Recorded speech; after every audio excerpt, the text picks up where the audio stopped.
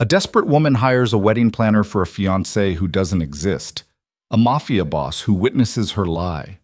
One fake engagement that becomes a deadly game of power, deception, and forbidden desire. When Lena Hayes' carefully constructed world of lies collides with Adrian Voss's empire of violence, survival means becoming his wife. For real. In a city where weakness is fatal and trust is a luxury no one can afford, she'll discover that the most dangerous man alive might be the only one who can save her, or destroy her completely. If you want to see how far this story travels, hit like and comment with your city below. Now, let me take you into Lena's world. The champagne flute felt like a prop in Lena Hayes' hand, expensive, delicate, completely out of place, just like her. She stood in the marble-floored lobby of Elysee Events, one of the city's most exclusive wedding planning firms, wearing a dress she'd bought on credit and heels that were already murdering her feet. The receptionist had looked at her twice when she walked in, that particular kind of look that said, "You don't belong here." And Lena had smiled through it because that was what she did. She smiled through everything. "Miss Hayes?" A woman in a pristine cream suit appeared, clipboard in hand, expression professionally warm. "I'm Caroline. Thank you so much for coming in today." Lena stood, smoothing down her dress, trying to look like someone who regularly dropped thousands of dollars on wedding consultations. "Of course. Thank you for seeing me." Caroline's office was all soft grays and gold accents, with a view of the city that probably cost more than Lena's annual rent. Photos of elaborate weddings covered one wall, crystal chandeliers, flower arrangements the size of compact cars, couples who looked like they'd stepped out of magazines. "So," Caroline said, settling behind her desk with a smile that was probably genuine but felt rehearsed. "Tell me about your fiancé." Lena's throat tightened. This was it. Lena's tits. The moment where her carefully constructed lie either held together or fell apart spectacularly. "His name is Michael," she said, the name sliding out smooth as silk because she'd practiced this. "Michael Carson. He's in finance, very busy, which is why he couldn't be here today." "Of course," Caroline made a note. "And when are we thinking for the big day?" 6 months. Lena took a sip of champagne she didn't want. "My grandmother's turning 85 in 3 weeks, and I want to at least have the engagement party planned before then. She's been asking about my love life for years, and I want to give her this. Something beautiful to look forward to." That part, at least, was true. Everything else was smoke and mirrors. Caroline's expression softened. "That's lovely. Family is so important." She pulled out a thick binder. "Now, for an engagement party in 3 weeks, we're looking at a tight timeline, but absolutely doable. What kind of budget are we working with?" Lena had researched this, knew the right numbers to throw out to sound credible without being absurd. "Around 15,000 for the engagement party. The wedding itself, we're thinking closer to 75. She watched Caroline's face, looking for any sign of skepticism, but the wedding planner just nodded, already flipping through vendor lists. "Wonderful. That gives us some excellent options. Tell me, what's your vision? Classic? Modern? Romantic?" For the next hour, Lena spun a fantasy. She described a fiancé who didn't exist, a love story that had never happened, a future that was nothing but carefully constructed fiction. Michael loved her in blue. Michael wanted a small ceremony, intimate, just close friends and family. Michael was traditional, wanted everything perfect, wanted to make her grandmother happy. Michael was a ghost, and Lena was exhausted from keeping him alive. "This all sounds perfect," Caroline said finally, sliding a contract across the desk. "I just need a signature and the deposit, 5,000 to get started, and we can begin making your dream engagement party a reality." Lena stared at the contract. $5,000 she didn't have. For a party celebrating a man who didn't exist. For a grandmother who deserved better than lies but was getting them anyway because Lena was too proud, too ashamed, too tired of being the family disappointment. Her hand moved before her brain could stop it, signing her name in neat, practiced loops. "I'll have the deposit wired tomorrow," she said, standing before Caroline could ask questions. "Thank you so much for your time." Outside, the city hit her like a wall. Noise, exhaust, the particular kind of chaos that made you feel both invisible and exposed. Lena walked 3 blocks before she let herself stop, leaning against a building, closing her eyes. What the hell was she doing? Her phone buzzed. A text from her mother. Can't wait to meet Michael at Grandma's party. She's so excited. You've made her so happy, sweetheart. Lena wanted to scream. Instead, she typed back, Me too. See you soon. The lie was getting bigger. Soon it would be too big to control, too big to walk back from. But what was the alternative? Show up alone to her grandmother's 85th birthday and admit that at 32, she was still single, still struggling, still the granddaughter who couldn't get her life together while her siblings thrived? No, she'd come too far to back out now. The sun was setting, painting the city in shades of amber and shadow.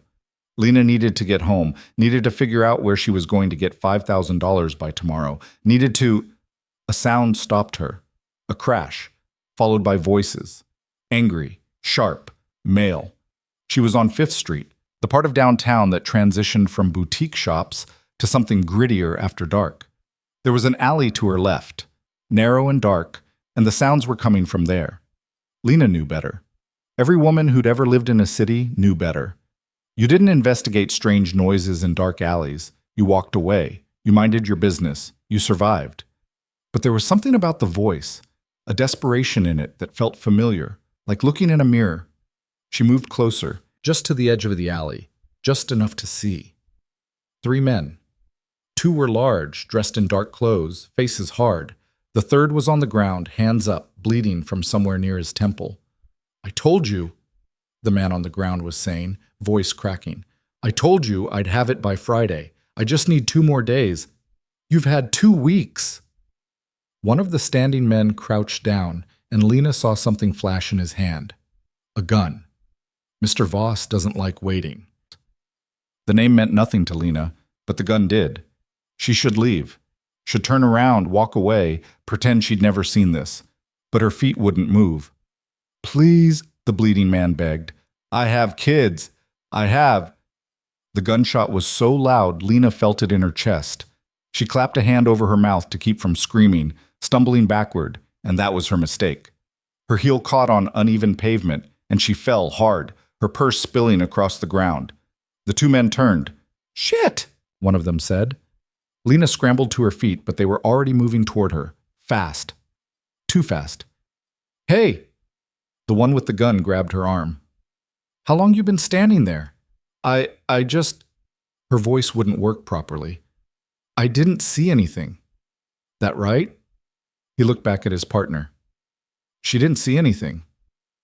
Please. Lena hated how small her voice sounded. I'm just trying to get home. I won't say anything. I swear. They exchanged a look, and Lena knew that they weren't going to let her walk away. You didn't witness a murder and just leave. That wasn't how this worked. Can't let you do that, sweetheart. The gun came up. Nothing personal. Everything slowed down. Lena thought about her grandmother, about the lies she'd told, about dying for a man who wasn't even real. She thought about how stupid it was, how pointless, how her last thought was going to be about a fake fiancé. That won't be necessary. The new voice came from deeper in the alley, smooth and cold and carrying the kind of authority that made both men freeze. A figure emerged from the shadows. Tall, wearing a suit that probably cost more than Lena's car, moving with the kind of controlled grace that suggested violence was always an option but rarely necessary. Mr. Voss, the man with the gun said, lowering it immediately. We were just... I can see what you were doing. The man, Voss, came closer, and Lena got her first real look at him. He was younger than she expected, maybe late 30s, with dark hair and features that would have been handsome if not for the absolute lack of warmth in his eyes. Everything about him screamed danger, from the expensive suit to the way he moved, like a predator comfortable in his territory. Let her go, Voss said. The grip on Lena's arm released immediately. She should run.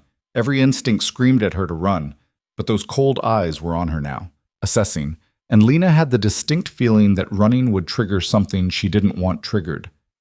You saw what happened here? Voss asked her directly. Lena's mouth was dry. No. No? His head tilted slightly.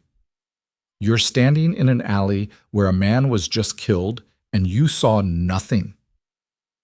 I heard a noise. I came to check. I was leaving.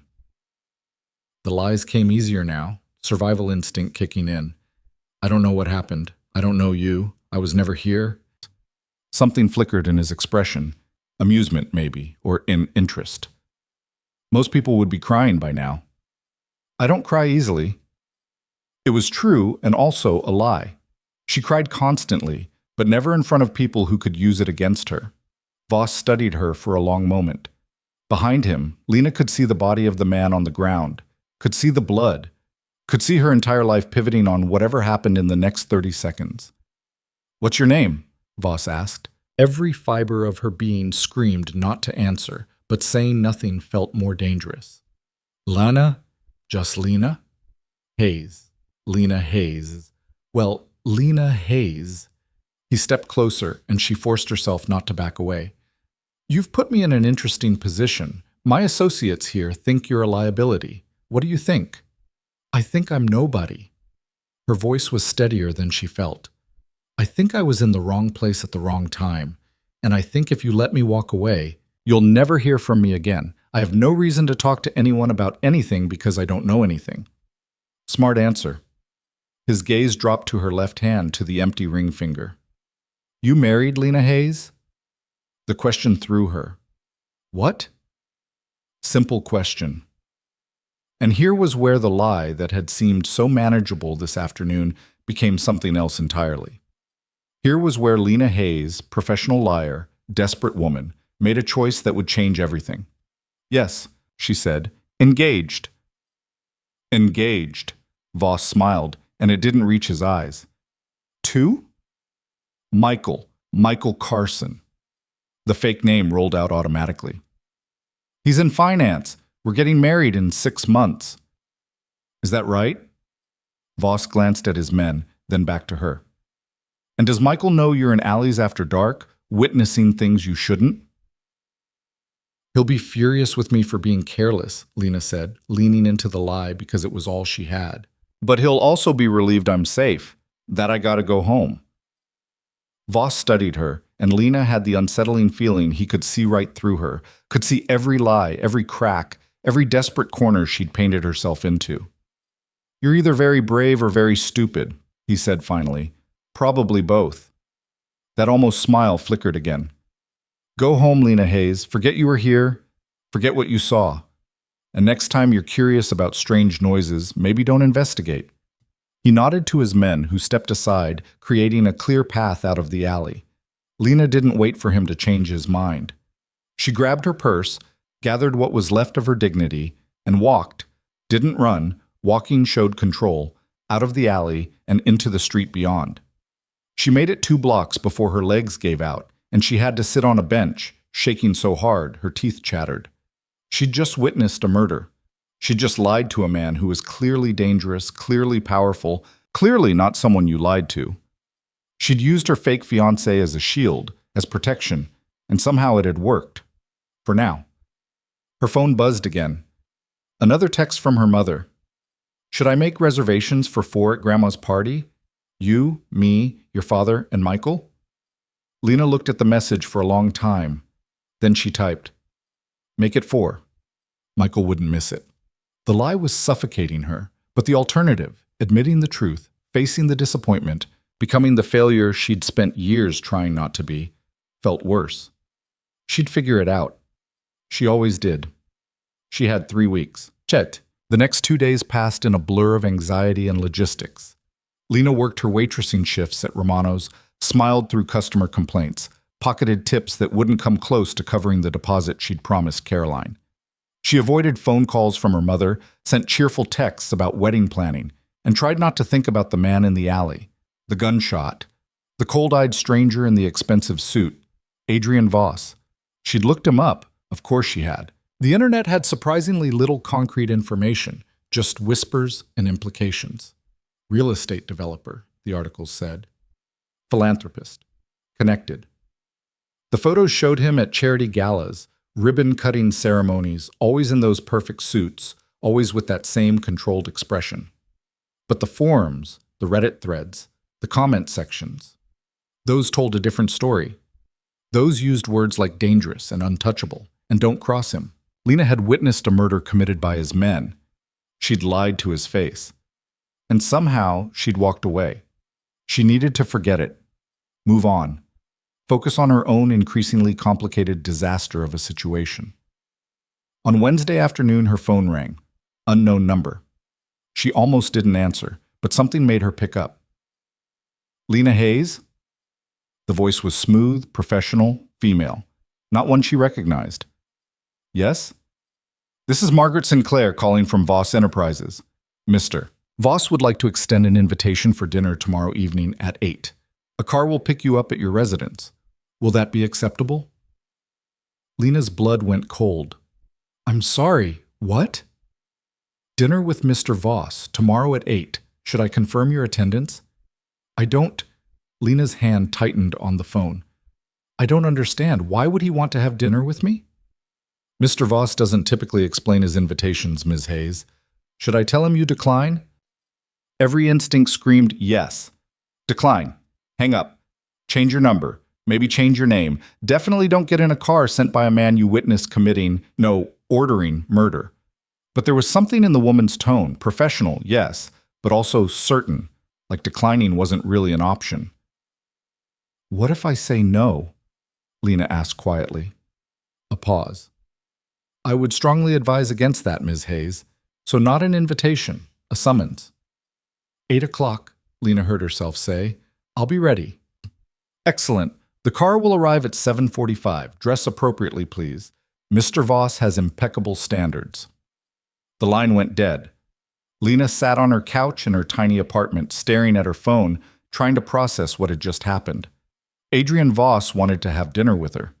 The man she'd witnessed, the man whose men had killed someone, wanted to have dinner. Why? She pulled up his photo again, studied that cold, handsome face, tried to remember the moment in the alley, the way he'd looked at her, the questions he'd asked. You married? Engaged. 2. Michael Carson. Oh no. Oh no. He'd looked her up, had to have.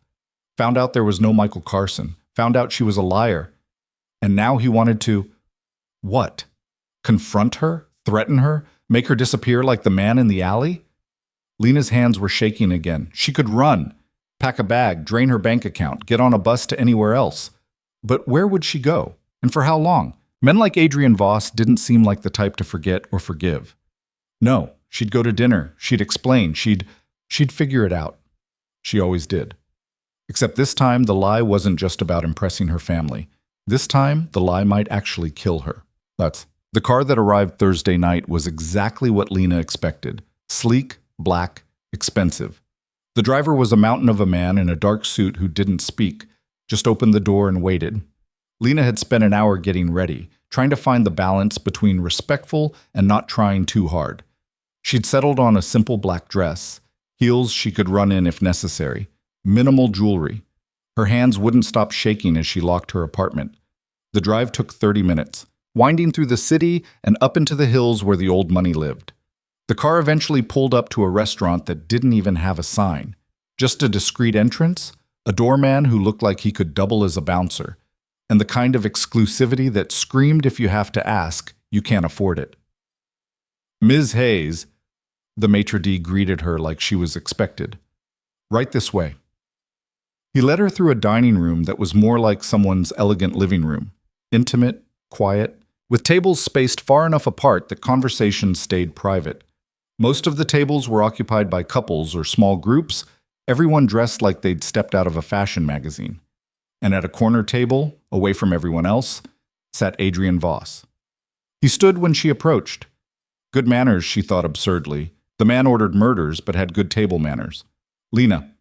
He gestured to the chair across from him. Thank you for joining me. Did I have a choice? She sat, trying to project confidence she didn't feel. Everyone has choices. He settled back into his chair with that same controlled grace.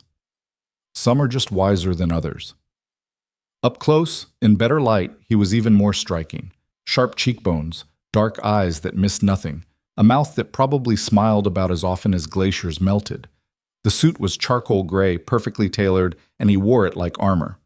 You're probably wondering why you're here, Voss said. The thought crossed my mind. A waiter appeared, poured wine without being asked, disappeared again. I did some research after our encounter, Voss continued, swirling the wine in his glass. Lena Hayes, 32, works at Romano's, lives alone in a studio apartment in Riverside, no criminal record, no significant online presence, and interestingly, no Michael Carson. There it was. Lena's throat tightened, but she met his gaze. I can explain. Please do. She took a breath. I panicked. Your men were going to kill me. I thought if you believed I was engaged, that someone would notice if I disappeared. You might let me go. So I lied. You lied to save your life? Yes. Using a fictional fiancé? Yes. Voss studied her, and Lena couldn't read his expression at all. Why that particular lie? Why not a boyfriend, a husband, a roommate? Because I'd just come from a wedding planner, Lena said, figuring honesty was her only play now. I'd spent an hour describing a fake fiancé in detail. The lie was fresh, so it came out smoothly, believable. A wedding planner. His eyebrow rose slightly. For a wedding that doesn't exist. For a wedding that doesn't exist, Lena confirmed. Why? She could lie again, deflect, but something about the way he was looking at her suggested he'd know, and she was tired of lies that kept multiplying like rabbits. My grandmother's turning 85 in 2.5 weeks, Lena said. My whole family will be there. My siblings are all successful, all married or engaged, all living the lives they're supposed to live. And I'm not. I'm the disappointment, the one who couldn't get it together. And I'm tired of seeing that look in my grandmother's eyes every time she asks about my love life. So I told everyone I was engaged, and then I had to actually plan an engagement party to make it convincing. And now I'm $5,000 in debt for a party celebrating a man who doesn't exist, and I don't know how to get out of it. The words tumbled out, more honest than she'd been in months. Maybe it was the wine. Maybe it was the absurdity of the situation. Maybe it was knowing that lying further wouldn't help. Voss was quiet for a long moment. Then he said, That's either very sad or very entertaining. It's both. Your family doesn't know? No one knows.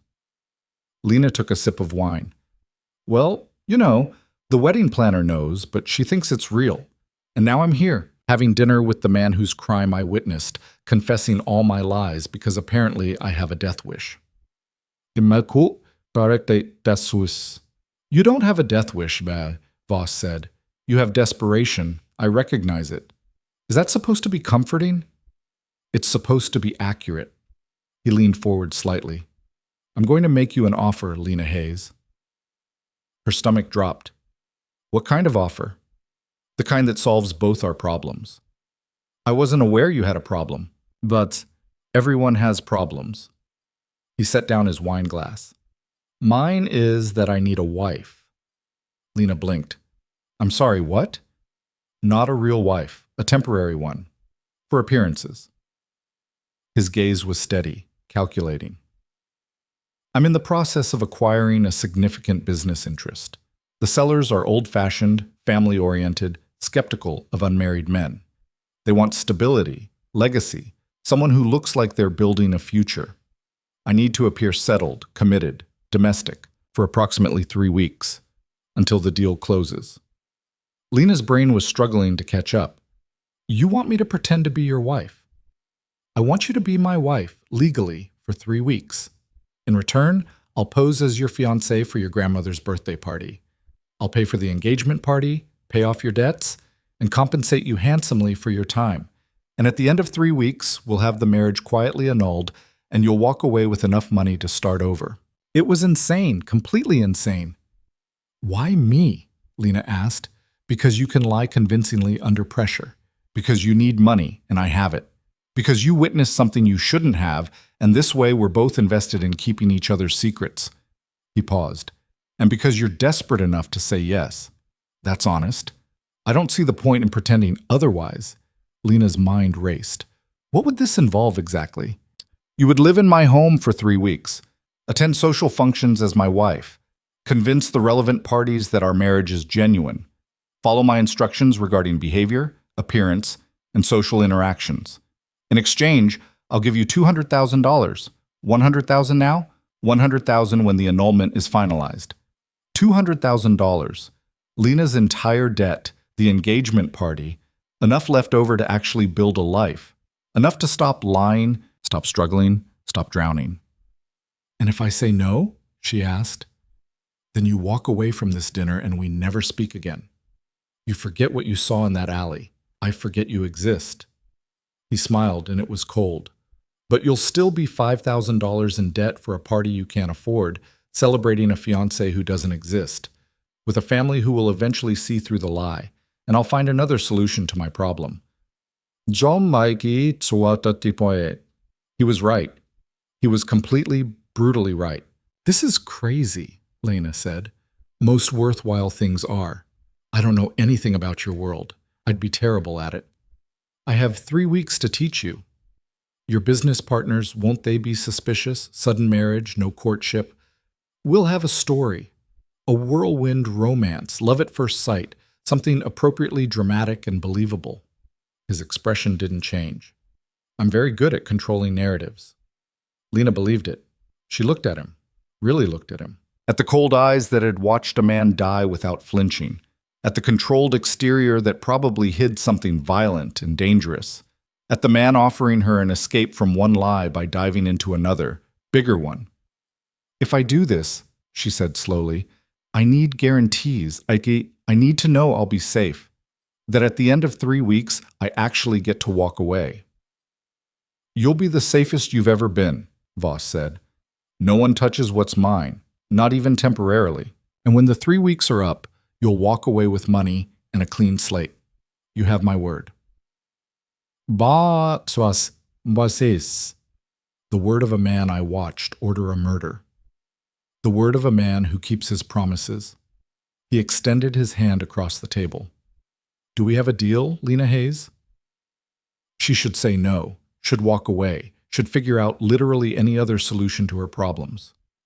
But $200,000, 3 weeks, a chance to make her grandmother happy, to stop lying to her family, to actually have a future that wasn't built on debt and desperation. Lena shook his hand. His grip was firm, cool, and for just a moment she felt the strength in it, the power barely contained beneath the civilized surface. We have a deal, she said. Excellent. He released her hand. The car will pick you up tomorrow at 9. Pack for 3 weeks. Bring anything you'll need. Someone will handle closing out your apartment, settling your outstanding bills. You won't need to go back there. Tomorrow? Lena's head spun. That's fast. I don't believe in wasting time. He stood, and she followed automatically. Welcome to your new life, Mrs. Voss. Let's hope you survive it. It wasn't a joke. Lena watched him leave, watched the other diners subtly track his movement, watched the staff practically bow, and wondered what she'd just agreed to. 3 weeks as the wife of Adrian Voss. 3 weeks in a world she didn't understand, playing a role she hadn't rehearsed, lying to people who were probably far more dangerous than her judgmental family. She thought her fake engagement was spiraling out of control. She had no idea. The car arrived at exactly 9 the next morning, the same silent driver, the same unsettling efficiency.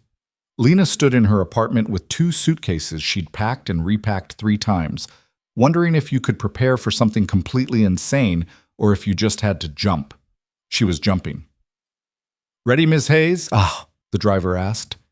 It was the first time she'd heard him speak. No, Lena said honestly. But let's go anyway. The drive took them out of her neighborhood with its cracked sidewalks and corner stores, through downtown with its glass towers, and up into the hills where the city's elite lived behind gates and hedges. The Voss estate, because that was the only word for it, sat at the end of a long private drive, hidden from the road by mature trees and a wall that probably cost more than Lena's entire building. The house itself was modern and massive, all clean lines and glass, perched on the hillside like it owned the view, which it probably did. Jesus, Lena muttered. The driver pulled up to the front entrance, where a woman in her 50s waited, perfectly dressed, perfectly composed. She opened Lena's door before the driver could. Ms. Hayes, I'm Helen, Mr. Voss's household manager. Welcome. Lena climbed out, feeling completely out of place. Thank you. Mr. Voss is in meetings until this afternoon. I'll show you to your room and get you settled. Helen's tone was professional, but not cold. She gestured for someone to take the suitcases. If you'll follow me. The interior was exactly what Lena expected. Expensive, minimalist, intimidating. High ceilings, art that was probably worth more than she'd make in a lifetime, furniture that looked like it belonged in a museum. Everything was shades of white, gray, and black. Clean, controlled, cold. Helen led her up a sweeping staircase to the second floor, down a hallway lined with closed doors to a room at the end. This will be yours, Helen said, opening the door. The bedroom was bigger than Lena's entire apartment. King-sized bed, sitting area, floor-to-ceiling windows overlooking the city, a bathroom that could fit her old kitchen twice over. Everything was pristine, untouched, like a hotel room waiting for its first guest. Mr. Voss's room is across the hall, Helen continued. For appearances, you'll need to share space occasionally when we have visitors, but otherwise, this is your private area. There's a closet through that door. Someone will be by this afternoon to take your measurements for appropriate clothing. Appropriate clothing? Lena repeated. Mr. Voss has certain standards for public appearances. You'll need a wardrobe that reflects your new position. Helen's expression softened slightly. I understand this is overwhelming, but Mr. Voss has given very clear instructions that you're to be treated as his wife in every respect. Anything you need, you ask me. Understood? Lena nodded, not trusting her voice. Good. Lunch will be at 1 in the dining room. Someone will come get you. In the meantime, make yourself comfortable. Unpack. There's an information packet on the desk with basics. Wi-Fi password, house layout, emergency contacts. Take your time. Helen left, closing the door quietly behind her. Lena stood in the middle of the enormous room and tried not to panic. This was real. She'd actually done this. She'd agreed to marry a man she'd met twice, a man who'd ordered someone killed, a man who probably had more secrets than she could imagine. For money. For 3 weeks. For a lie that had gotten so big it had swallowed her whole. Her phone buzzed. Her mother. Can't wait for you to bring Michael to Grandma's party. Have you picked out your dress yet? Lena typed back, still deciding. See you soon. Another lie. But at least this one would technically come true. She would bring Michael. Except his name was Adrian, and he was terrifying, and her family had no idea what they were about to walk into. She unpacked mechanically, hanging her pathetic wardrobe in a closet the size of her old bedroom. Her clothes looked sad against all that empty space, like they knew they didn't belong. At 1 o'clock sharp, a young woman knocked on her door. Ms. Hayes, lunch is ready. The dining room could have seated 20 people easily. Instead, there was one place setting at the end of a table that went on forever. One chair, one glass of water, one plate of food that looked like it came from a restaurant. Lena ate alone, in silence, in a house that felt more like a mausoleum than a home. She was finishing when footsteps echoed from the hallway.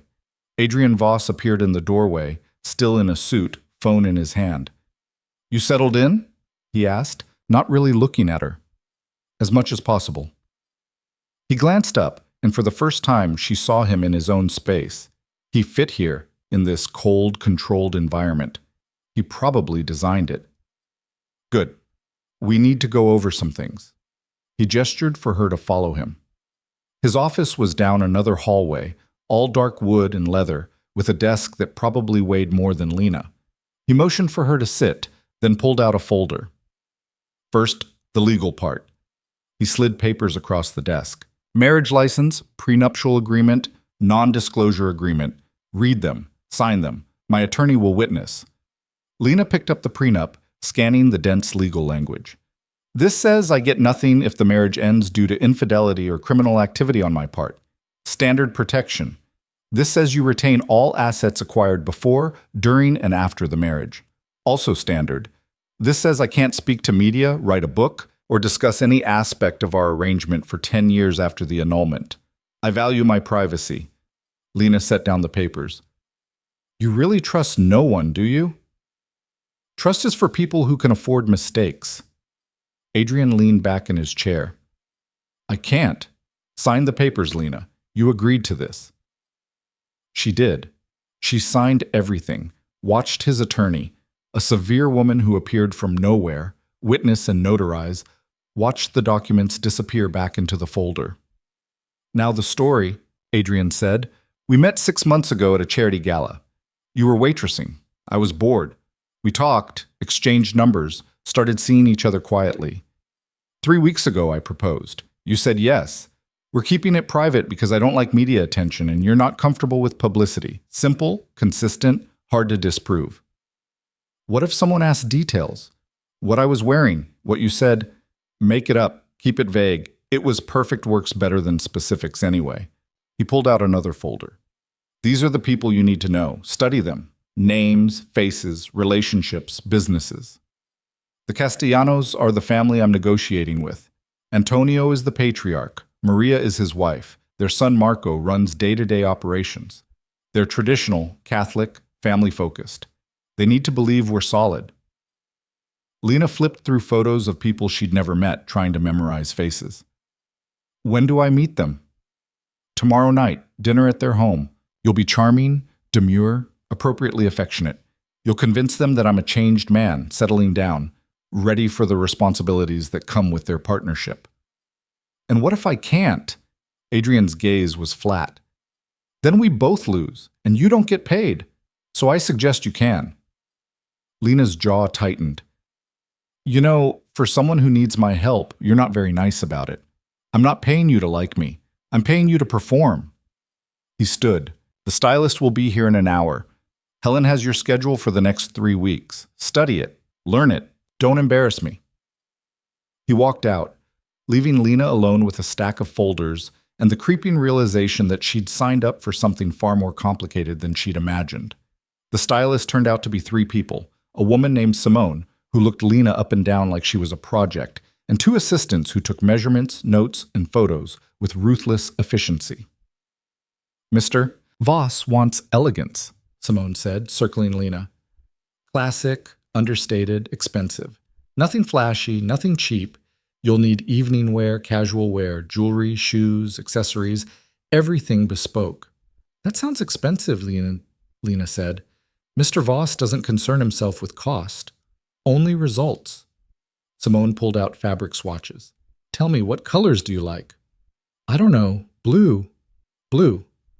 Simone made a note. We'll do midnight blue for evening, dove gray for day, cream for the engagement party. You'll need your hair done. We'll schedule that. Nails, obviously. Makeup lessons. Posture coaching. Posture coaching? You slouch. Mr. Voss's wife doesn't slouch. Simone's smile was sharp. Don't worry, we'll make you perfect. Lena spent 3 hours being poked, prodded, measured, and critiqued. By the time they left, she felt like she'd been dismantled and poorly reassembled. Helen appeared with tea and sympathy. First day is always the hardest. Does it get easier? Lena asked. No, but you get better at pretending it does. Helen set down the tea tray. Dinner is at 7. Mr. Voss expects you in the dining room. Try to relax until then. Relax.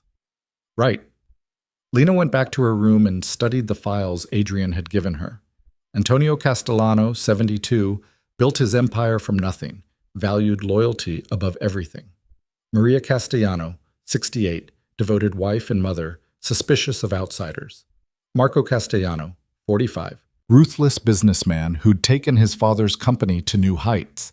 And they needed to believe that Adrian Voss, dangerous, cold, controlled Adrian Voss, was in love. Good luck with that. Dinner was less lonely than lunch. Adrian was there at the opposite end of the table, working on his phone between bites. They didn't speak. The silence was worse than conversation. Can I ask you something? Lena said finally. He glanced up. What? Why do you live like this? It's beautiful, but it's... She gestured around. Empty. I like empty. Empty is clean, predictable, lonely. I didn't ask for your psychological analysis. I'm not analyzing. I'm just saying you have this massive house and you eat alone in silence. That's sad. Adrian set down his fork with deliberate precision. I don't do sentiment, Lena. I don't need warmth or companionship or whatever you think is missing. I need control, efficiency, and results. This house reflects that. If you find it uncomfortable, that's your problem, not mine. Must be exhausting, Lena said quietly. What? Keeping everything so controlled all the time, never letting anything messy in. His eyes went cold. You don't know anything about me. I know you need a fake wife because you can't manage a real relationship. I know you live in a museum instead of a home. I know you're so terrified of weakness that you've eliminated anything that might make you human. Lena stood. But sure, I don't know anything. She walked out before he could respond, heart pounding, half expecting him to follow and tell her the deal was off. He didn't. She spent the evening in her room trying not to think about how she'd just antagonized the most dangerous man she'd ever met. The next morning, Helen knocked early. Mr. Voss wants to see you in the gym. The gym? Downstairs? Follow me. The gym was predictably excessive, top-of-the-line equipment, floor-to-ceiling mirrors, a view of the grounds. Adrian was there in workout clothes, hitting a punching bag with controlled violence. He stopped when Lena entered. You need to learn to defend yourself. What? If you're going to be in my world, even temporarily, you need basic self-defense. Marcus will train you. He nodded to a man in the corner, huge, scarred, silent. 1 hour, every morning, starting now. I didn't agree to this. You agreed to follow my instructions. This is an instruction. Adrian grabbed a towel. Marcus is the best. Pay attention. Learn. It might save your life. He left, and Marcus stepped forward. We'll start simple, he said, voice surprisingly gentle. Basic strikes. How to break a grip. How to run effectively. Nothing fancy. Just practical. The hour was brutal. Lena learned how to punch without breaking her thumb, how to use her weight against someone bigger, how to target vulnerable spots. Marcus was patient but demanding, correcting her form, making her repeat movements until her muscles screamed. Why does he think I need this? Lena asked during a water break. Marcus shrugged. Mr. Voss prepares for every possibility, even unlikely ones. Has his world always been this dangerous? That's not my story to tell. Marcus gestured for her to continue. Again, faster this time. By the time the session ended, Lena was exhausted, sore, and grudgingly impressed. Maybe Adrian was paranoid, or maybe he knew something she didn't. She showered, changed into clothes Helen had laid out, designer jeans and a cashmere sweater that probably cost more than her rent, and found Adrian waiting in the foyer. We're going out, he said. Where? Shopping. You need a ring. The jewelry store was the kind of place Lena had only seen in movies, private appointment, champagne, a saleswoman who treated Adrian like royalty. They were led to a back room where engagement rings sparkled under perfect lighting. Choose, Adrian said. Lena stared at the options. You want me to pick my own fake engagement ring? I want you to pick one you'll actually wear convincingly. Make it believable. She looked at the rings, all beautiful, all absurdly expensive. Her hand hovered over a simple solitaire, elegant, classic, not trying too hard. That one, she said. Adrian nodded to the saleswoman, who produced the ring in Lena's size like magic. He took it, and for a moment, Lena thought he was going to just hand it to her. Instead, he knelt. What are you doing? Lena whispered. Practice. His voice was low. The Castellanos will ask about the proposal. We need to sell it. He took her hand, slid the ring onto her finger. It fit perfectly. Of course it did. Lena Hayes, he said, and his tone was so convincing she almost forgot this was fake. Will you marry me? She was supposed to say yes. That was the script. But looking at him kneeling there, cold eyes watching her, waiting for her performance, something in her chest twisted. This was all wrong. This beautiful moment, this expensive ring, this man who felt nothing, it was all a transaction. Yes, she said, because that was her job. He stood, and the saleswoman applauded like this was real. Adrian paid cash, didn't even ask the price, and they left with Lena wearing a ring that probably cost more than her car. In the car, She twisted it on her finger. How much was this? Does it matter? I'm wearing someone's yearly salary on my hand. Yes, it matters. Then don't lose it. He was back to his phone, already detached from the moment. Tonight is important. The Castellanos are traditional, Maria especially. She'll be watching you, judging you, looking for cracks. Don't give her any. And if she asks about our relationship, tell her we're in love. Use details from our story. Be warm, but not overeager. Touch me occasionally, casual, natural, like you've done it 1,000 times. I've never touched you. Adrian glanced up. Then tonight will be your debut. Make it convincing. They spent the afternoon rehearsing. Adrian was a brutal director, correcting her posture, her tone, her expressions. He made her practice walking into a room with him, sitting beside him, laughing at things he said. It felt like theater, except the audience could kill them if they didn't believe the performance. "You're too stiff," he said after the 5th run-through. "Relax." "I can't relax when you're critiquing every breath I take. Then learn to perform under pressure. That's the job." Lena wanted to throw something at him. Instead, she took a breath and tried again. By the time they were ready to leave for the Castellanos, Lena was wearing a midnight blue dress that Simone had somehow produced in 24 hours, heels that made her 3 inches taller, and makeup that made her look like someone who belonged in Adrian's world. "Better," Adrian said when she came downstairs. "That's the nicest thing you've said to me. Don't get used to it." The Castellano home was in the same exclusive neighborhood, but where Adrian's house was modern and cold, theirs was warm. Mediterranean-style architecture, terracotta tiles, lights glowing from windows. Lena could hear laughter from inside as they approached. "Remember," Adrian said quietly, his hand settling on her lower back. "We're in love, newly engaged, happy. Can you do happy?" "I can fake anything," Lena said. "That's why you hired me." His hand pressed slightly harder against her back. "Then let's see it." The door opened before they could knock. Maria Castellano stood there, elegant in a simple dress, smile warm but eyes sharp. "Adrian!" She embraced him, then turned to Lena. "And you must be the woman who finally caught him. Come in, come in." Inside was chaos in the best way, kids running around, adults talking loudly, food smells from the kitchen, family photos covering every surface. It was everything Adrian's house wasn't. Antonio appeared, bear-hugging Adrian like an old friend. "About time you settled down, boy. Thought you were going to die alone in that fortress of yours." "I had to find the right woman," Adrian said smoothly, pulling Lena close. "Maria, Antonio, this is Lena, my fiancé." Lena smiled, let Maria kiss her cheek, shook Antonio's hand. "Thank you so much for having us." "Having you? You're family now." Maria linked arms with Lena. "Come, let me show you off. Everyone's dying to meet the woman who tamed Adrian Voss." They were swept into the living room, introduced to cousins and siblings and children whose names Lena immediately forgot. Everyone wanted to know the story, how they met, when he proposed, when the wedding would be. Adrian was perfect. He smiled, laughed at the right moments, kept his hand on Lena's waist or shoulder or back, creating the illusion of casual intimacy.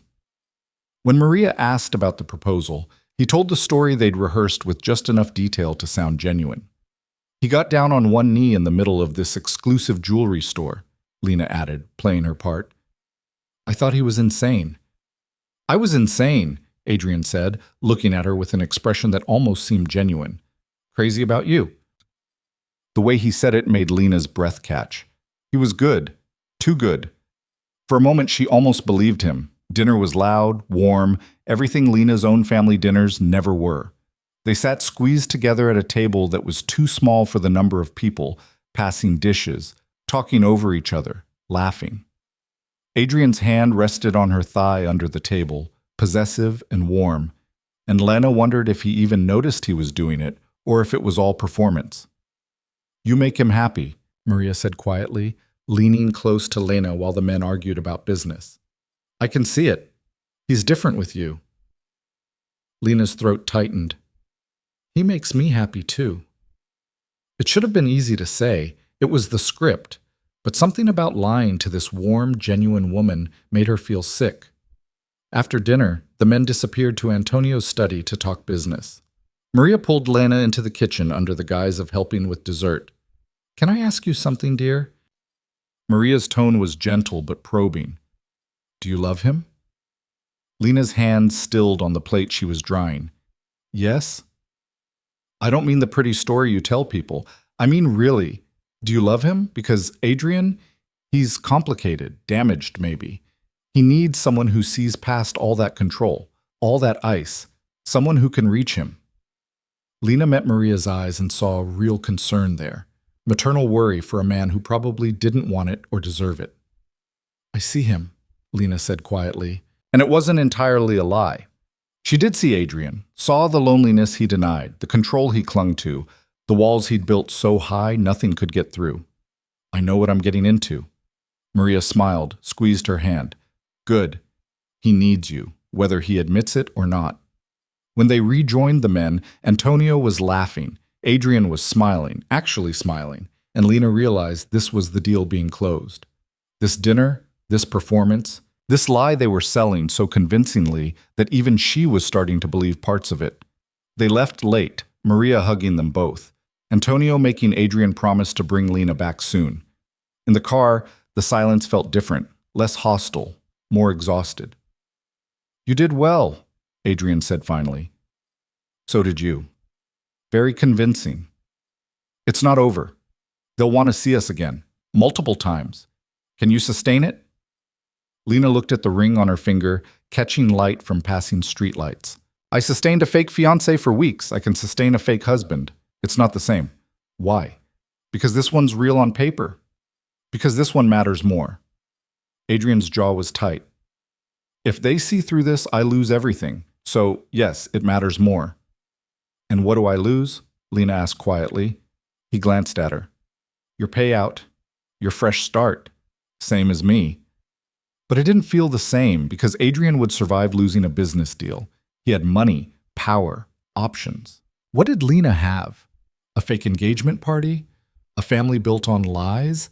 And 3 weeks pretending to be someone she wasn't for a man who'd never be real. Back at the house, she kicked off her heels in the foyer, immediately 4 inches shorter. "That was exhausting," she said. "You'll get used to it." "Will I? Or will I just get better at faking it?" Adrian looked at her for a long moment. "Does the difference matter?" Lena didn't have an answer. She went upstairs, peeled off the expensive dress, scrubbed off the makeup. In the mirror, she looked like herself again, tired, uncertain, drowning in lies so deep she couldn't see the surface anymore. Her phone buzzed. Her mother. 3 days until Grandma's party. So excited to finally meet Michael. Lena looked at the message, then at the ring on her finger, then at the closed door across the hall where Adrian was probably working, always working, never stopping long enough to feel anything. She typed back, "Me too. Can't wait." 3 more weeks, 21 days, 504 hours. She could do this. She had to. Because backing out now meant losing everything, the money, the story, the carefully constructed lie that had become her entire life. And maybe that made her as damaged as Adrian, as willing to sacrifice truth for survival. But at least she was honest about being a liar. That had to count for something. The days blurred together in a strange rhythm Lena hadn't expected. Mornings with Marcus in the gym, her body learning to defend itself in ways that felt both empowering and terrifying. Afternoons with Simone and her team, being transformed into someone she barely recognized.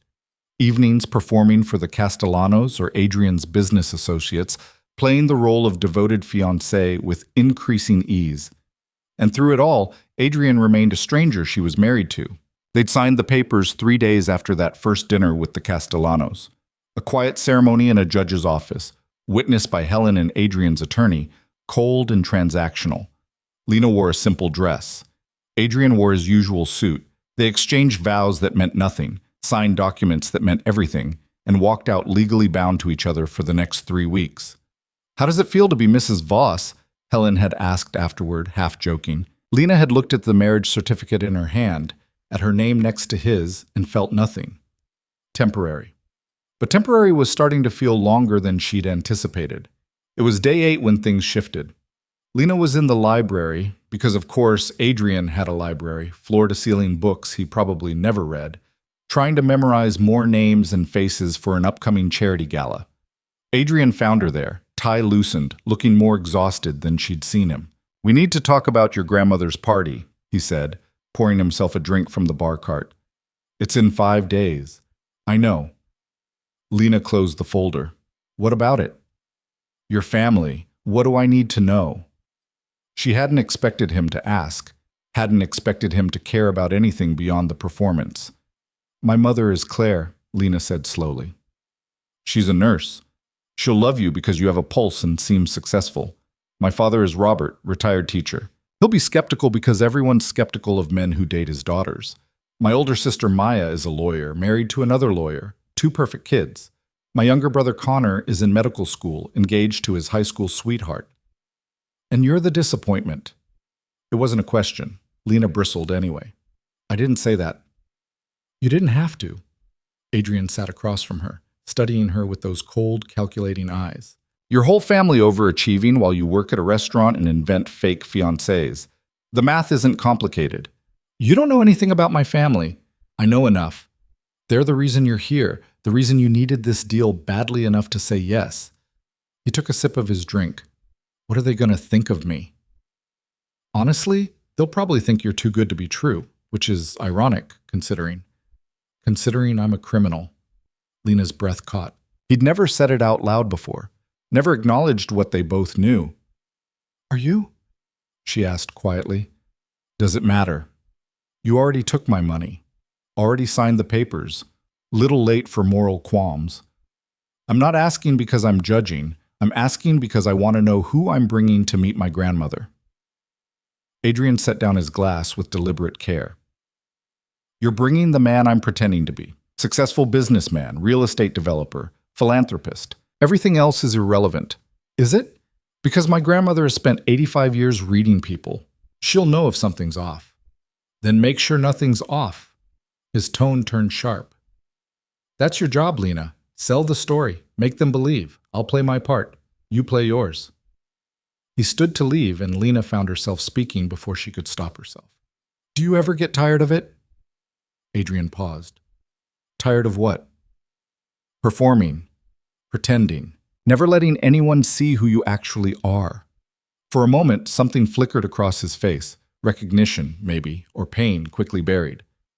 Then it was gone, replaced by that familiar cold mask. "I don't have the luxury of being tired," he said. "Neither do you.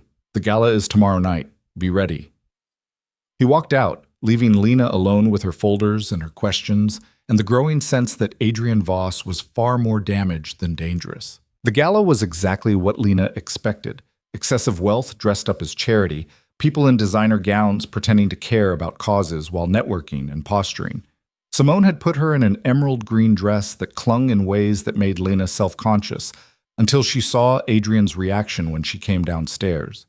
He'd stopped mid-sentence on a phone call just for a second, eyes tracking over her before he recovered and finished his conversation. "You look acceptable," he'd said after hanging up. "You look tolerable yourself," Lena had shot back. In the car, he'd briefed her again. Names, faces, who to impress, who to avoid. Lena's head spun with information, but she nodded along, trying to absorb it all. The venue was a museum, temporarily closed to the public for this private event. Chandeliers dripped crystal. Champagne flowed. A string quartet played in the corner. Lena felt like she'd stepped into someone else's life. "Stay close," Adrian murmured as they entered. "Smile. Look adoring. Let me do most of the talking." They made their rounds. Adrian introduced her as his wife, still strange to hear, and Lena played her part. She laughed at appropriate moments, touched his arm with casual affection, let him guide her through conversations with his hand on her lower back. And somewhere in the middle of it all, she realized she was getting good at this. Too good. The lies came easier now. The performance felt natural. She was becoming the woman she was pretending to be. "Adrian Voss!" A man approached, older, heavy-set, smile too wide. "Heard you finally settled down. Didn't believe it until now." "Thomas?" Adrian's handshake was firm but brief. This is my wife, Lena. Wife, congratulations! Thomas's eyes raked over Lena in a way that made her skin crawl. Lucky man. Very lucky. Adrian's hand tightened on her waist. I'm aware. They extracted themselves quickly, and Lena felt Adrian's tension radiating through his touch. Friend of yours? She asked quietly. Business associate, nothing more. He looked at me like I was dessert. He looks at everyone like that. Ignore him. But as the evening wore on, Lena noticed Thomas watching them, watching her specifically. It made her uneasy in ways she couldn't articulate. She was getting champagne from the bar when he appeared beside her. Lena, right? His smile was all teeth. Must be quite a change, going from whatever you did before to all this. I'm sorry? No judgment. Adrian's known for upgrading, just making conversation. Lena's jaw tightened. I should get back to my husband. Of course, of course. Thomas leaned closer, and she smelled whiskey on his breath. Just a friendly warning, sweetheart. Adrian Voss isn't what he seems. That charity work, that clean reputation, it's all smoke. You seem nice. Too nice for his world. Watch yourself. He walked away before Lena could respond, leaving her shaken and angry. She found Adrian talking to a couple she didn't recognize. He glanced at her, frowned slightly. Excuse me, he said to the couple, then guided Lena toward a quieter corner. What happened? Nothing. You're a terrible liar when you're upset. What happened? Thomas happened. He cornered me at the bar, said some things. Adrian's expression went dangerously still. What things? That you're not what you seem, that I should watch myself, that you have a reputation. Lena met his eyes. Is he right? Partially. My reputation is complicated. That's not news. Adrian's voice was controlled, but there was an edge to it. What exactly did he say? Just that you're dangerous, that I'm too nice for your world. You are too nice for my world. Adrian's hand came up, cupping her face in a gesture that looked tender but felt calculated. But you're in it now, and Thomas needs to learn boundaries. Don't do anything stupid. I won't. But his eyes were cold. Stay here. I'll be right back. He crossed the room to where Thomas stood, and Lena watched them talk. It looked civil from a distance, but she could see the tension in both men's shoulders, the way Thomas's smile faded, the way Adrian leaned in to say something that made Thomas pale. When Adrian returned, his expression was neutral. What did you say to him? Lena asked. That my wife is off limits for conversation, speculation, or consideration. That if he values his business interests, he'll remember that. You threatened him. I clarified boundaries. Adrian took her hand. Dance with me. What? We're newlyweds at a gala. We should dance.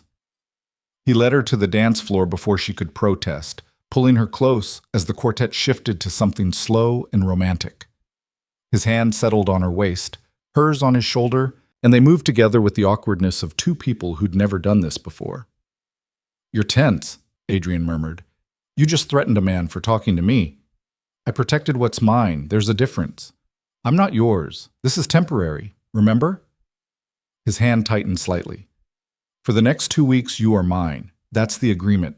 People need to believe it, which means I need to act like it. And after? When we annul this and go our separate ways? After doesn't matter right now. But it did matter. It mattered more than Lena wanted to admit, because somewhere in the past week, between the training sessions and the dinner parties and the quiet moments in that cold house, she'd started to see Adrian as something more than the dangerous stranger she'd married. She'd started to see his loneliness, his control born from fear, not strength, the way he never quite relaxed, never quite trusted, never quite let anyone close enough to hurt him. And worse, she'd started to care. You're staring, Adrian said. I'm trying to figure you out. Don't bother, I'm not that complicated. Yes, you are. You're the most complicated person I've ever met. Lena's voice was quiet. You live in that fortress of a house. You keep everyone at arm's length. You've built this entire empire on control, but you're lonely. I see it. You see what you want to see. Do I? Because right now, Holding you like this, I see a man who's terrified of being human. Adrian's jaw tightened. You don't know what you're talking about. Then tell me I'm wrong. Tell me you're not lonely. Tell me you don't wish, even just a little, that this was real. The music swelled around them. Other couples danced, oblivious, and Adrian looked at her with something that might have been vulnerability if he'd let it show. It can't be real, he said finally. Real is messy, unpredictable, dangerous. And your world isn't? My world is controlled danger. That's different. The song ended. Adrian released her, stepping back, and the moment shattered. We should go, he said. Early morning tomorrow. In the car they didn't speak. The silence felt heavier than before, weighted with things unsaid. Lena twisted the ring on her finger, feeling its presence like a brand. Back at the house, she headed for the stairs, but Adrian's voice stopped her. Lena, she turned. Thank you. For tonight. You played your part well. So did you. They stood there in the foyer, husband and wife who weren't, strangers who were becoming something neither wanted to name. Good night, Adrian. Good night. Lena climbed the stairs, went to her room, closed the door. She could hear him moving around downstairs, then eventually his footsteps in the hallway, his door closing across from hers. She lay in bed, staring at the ceiling, wondering how you were supposed to sleep when your fake marriage was starting to feel more real than anything you'd ever had. The next morning brought her grandmother's party crashing back into focus. 4 days away. 4 days until she introduced Adrian to her family as Michael, until the lies she'd told her relatives collided with the lies she'd told Adrian's associates, until everything she'd built threatened to collapse. She was having breakfast alone. Adrian was already gone. Early meeting when Helen appeared with a package. This arrived for you, Mrs. Voss. Lena flinched at the name. What is it? I believe it's from Mr. Voss. Inside was a jewelry box. Inside that, a delicate bracelet, white gold, understated, beautiful, and a note in Adrian's precise handwriting, for tomorrow. It belonged to my mother. Wear it if you want. Lena stared at the bracelet, at the note, at this unexpected gesture from a man who claimed not to do sentiment. It was the first truly personal thing he'd given her. She put it on, feeling the weight of it, and wondered what it meant that Adrian Voss had just given her a piece of his past. Helen was watching her with something that might have been approval. It suits you. Did you know his mother? Lena asked. I've worked for Mr. Voss for 8 years. He never speaks of her. Helen paused. The fact that he gave you that, it's significant. Or he's just selling the story. Devoted husband, family heirlooms, all that? But Helen shook her head. Mr. Voss doesn't share things that matter. If he gave you that bracelet, it's because he trusts you with it, whatever his reasons. After Helen left, Lena sat alone with her coffee and her questions, looking at the bracelet catching morning light, trying to reconcile the cold, controlled man she'd married with someone who'd give away pieces of his mother's jewelry. Her phone rang. Her mother. Lena almost didn't answer, but avoiding it would only make things worse. Hi, Mom. Sweetheart, just confirming final details. The party's at 3 on Sunday at the Riverside Country Club. You and Michael are still coming, right? Wouldn't miss it. I can't wait to meet him. Your grandmother keeps asking about him. She's so happy you found someone. Her mother's voice was warm, genuine. You sound good, honey. Different, happier maybe. Lena's throat tightened. I'm good, Mom. Really good. They talked for a few more minutes, her mother chattering about menu choices and decorations and which relatives were coming. Lena made appropriate noises, agreed to everything, hung up feeling like she'd swallowed glass. She found Adrian in his office that evening, surrounded by papers, phone pressed to his ear. He glanced up when she entered, held up a finger for her to wait. I don't care what they're offering, he said into the phone. The terms aren't negotiable. They either accept or we walk. He listened. Good. Let me know when it's signed. He hung up, turned his attention to Lena. Problem? Just wanted to confirm Sunday. Party starts at 3, Riverside Country Club. It's my grandmother's 85th, so there'll be a lot of people. Extended family, friends, probably 200 guests. I'm aware I have it on my calendar. And you're still okay playing Michael? Adrian's expression didn't change. I agreed to the terms. I keep my agreements. Even if it means spending an afternoon with my judgmental family? I've spent afternoons with worse. He leaned back in his chair. What should I expect? Besides judgment. Lena sat across from him. My mother will love you because you exist and seem successful. My father will interrogate you about your intentions. Maya will analyze everything you say looking for red flags. Connor will be oblivious because he's Connor. And my grandmother, what about her? She'll see right through us if we're not careful. She's the sharpest person I know. Nothing gets past her. Then we'll be careful. Adrian's gaze was steady. We've convinced the Castellanos. We've convinced my business associates. We can convince your family. The Castellanos wanted to believe. My family will want to find flaws. Let them look. They won't find any. He stood, came around the desk. We've been doing this for over a week now, Lena. We know how to sell it. Your family won't be any different. They're everything different. They know me. They know when I'm lying. Then don't lie. Be yourself. Just yourself with me. His hand came up, tucking a strand of hair behind her ear in a gesture that looked practiced but felt too natural. They'll believe what they see. Make sure what they see is convincing. Lena's breath caught at his proximity, at the casual intimacy of the touch. And what about after? When this is over and I have to explain why my husband left me? Tell them the truth, that I wasn't good enough, that you deserve better. They'll believe that easily enough. Will they? Lena searched his face. Or will they wonder why I couldn't keep the successful, handsome businessman who seemed so devoted? Adrian's hand dropped. That's not my problem. That's the price you agreed to pay. Right, the price. Lena stood. Sometimes I forget this is just a transaction. Don't forget, it's the only thing keeping this from getting complicated. But it was already complicated. They both knew it. The way they moved around each other now, the casual touches that had become habit, the moments when the performance felt more real than the truth. Lena left his office before she could say something stupid, something that would shatter the careful distance they'd maintained. The next day, Marcus pushed her harder in training. She was getting better, faster, more confident, but she was also getting frustrated. Why am I doing this? She demanded after the 10th failed attempt at a particular move. I'm here for 3 weeks. I'm not joining Adrian's world permanently. This is pointless. Marcus regarded her calmly.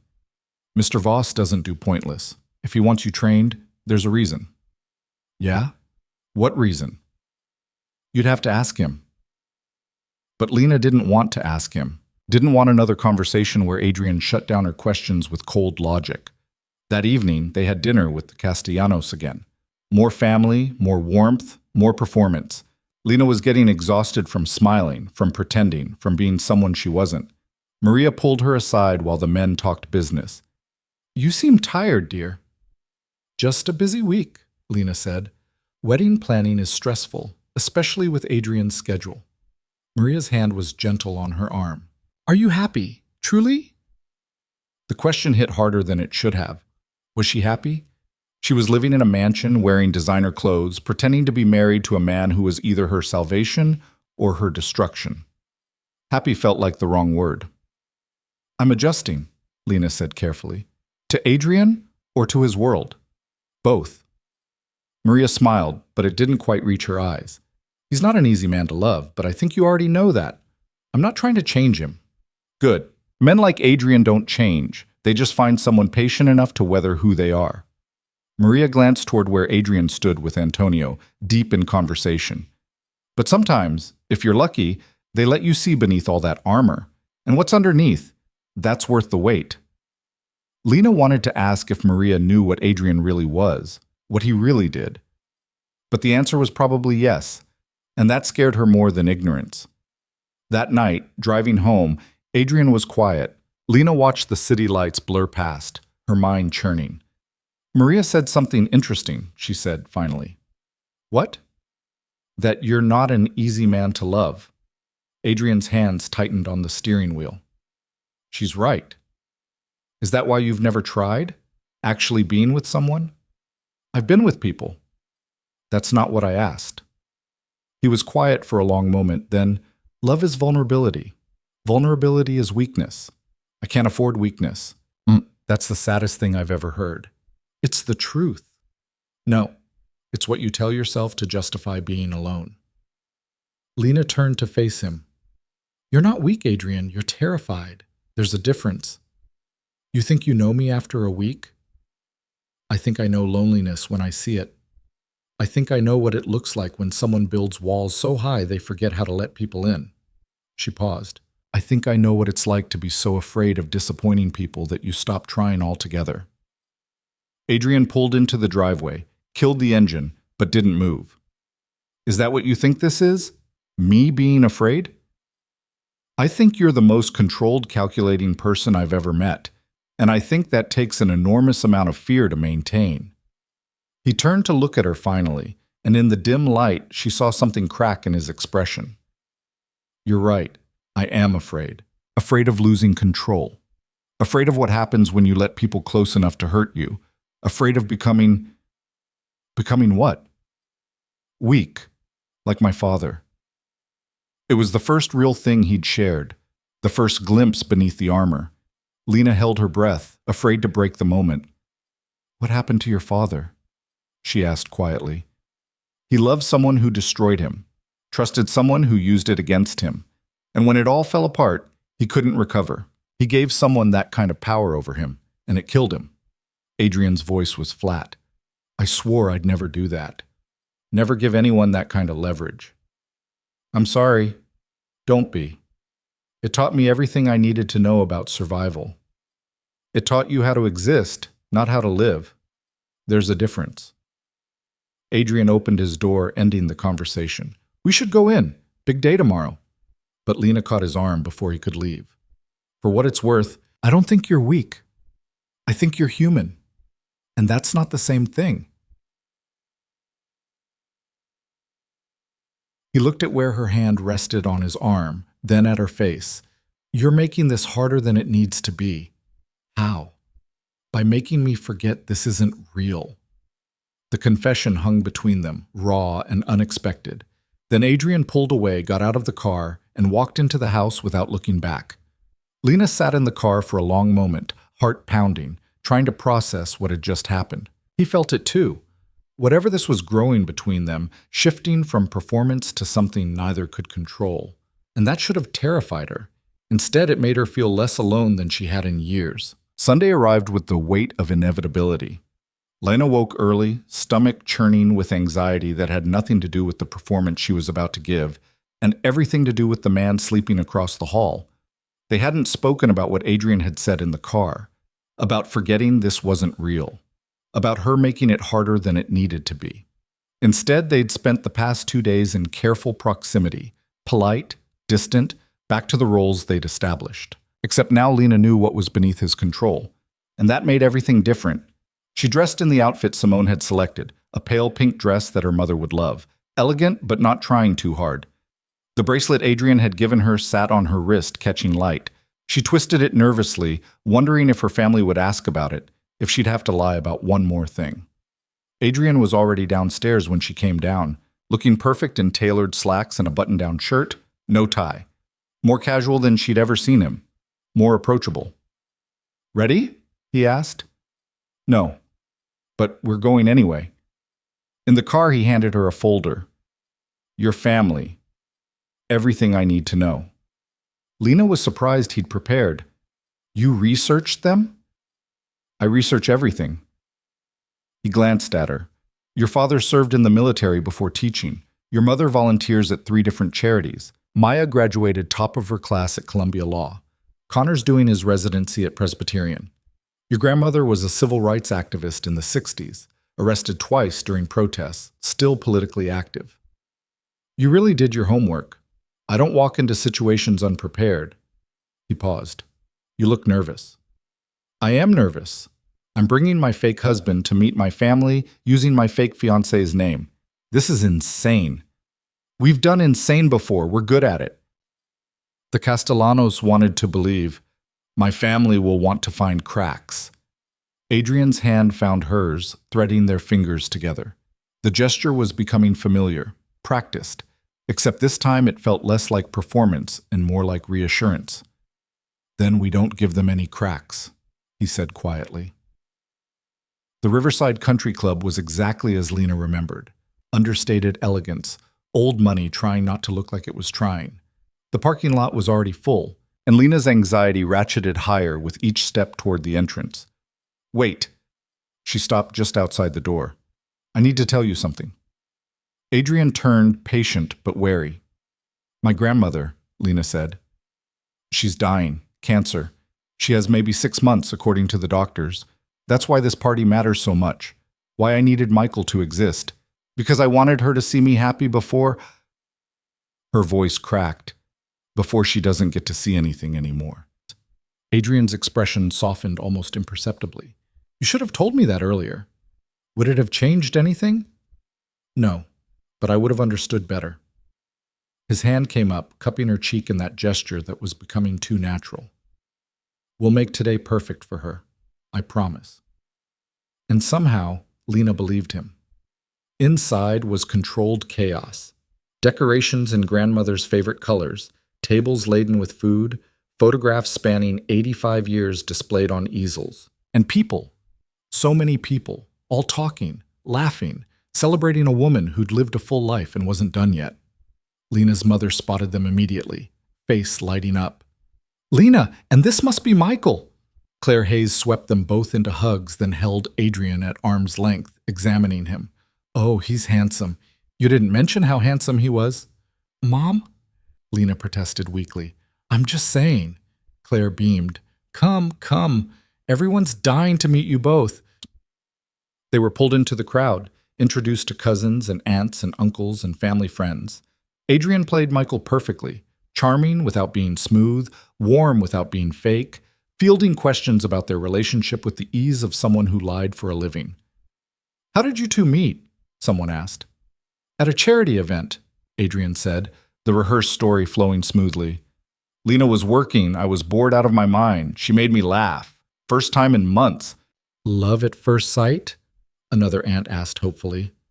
More like interest at first sight, Lena said, playing her part. He was persistent, though. Very persistent. Adrian's arm settled around her waist, pulling her close. She made me work for it. The lies came so easily now, wrapped in just enough truth to feel genuine. And Lena hated how good they were at this, how seamlessly they performed for an audience who had no idea they were watching theater. Her father found them near the bar, handshake firm, eyes assessing. Michael Carson, Robert Hayes. Good to finally meet you. Sir, Lena's told me a lot about you. I'm sure she has. Robert's smile was polite, but his gaze was sharp. Walk with me for a minute? Lena tensed, but Adrian squeezed her hand reassuringly before following her father toward the terrace. She watched them go, heart pounding. Maya appeared at her elbow. So that's the mysterious Michael. That's him. He's hot, I'll give you that. Maya sipped her wine. But also suspiciously perfect. What's the catch? There's no catch. Come on, Lena. Successful, handsome, clearly into you, willing to deal with our family. There's always a catch. Lena forced a laugh. You're so cynical. I'm a lawyer. It's my job. Maya's expression softened. Seriously, though, you happy?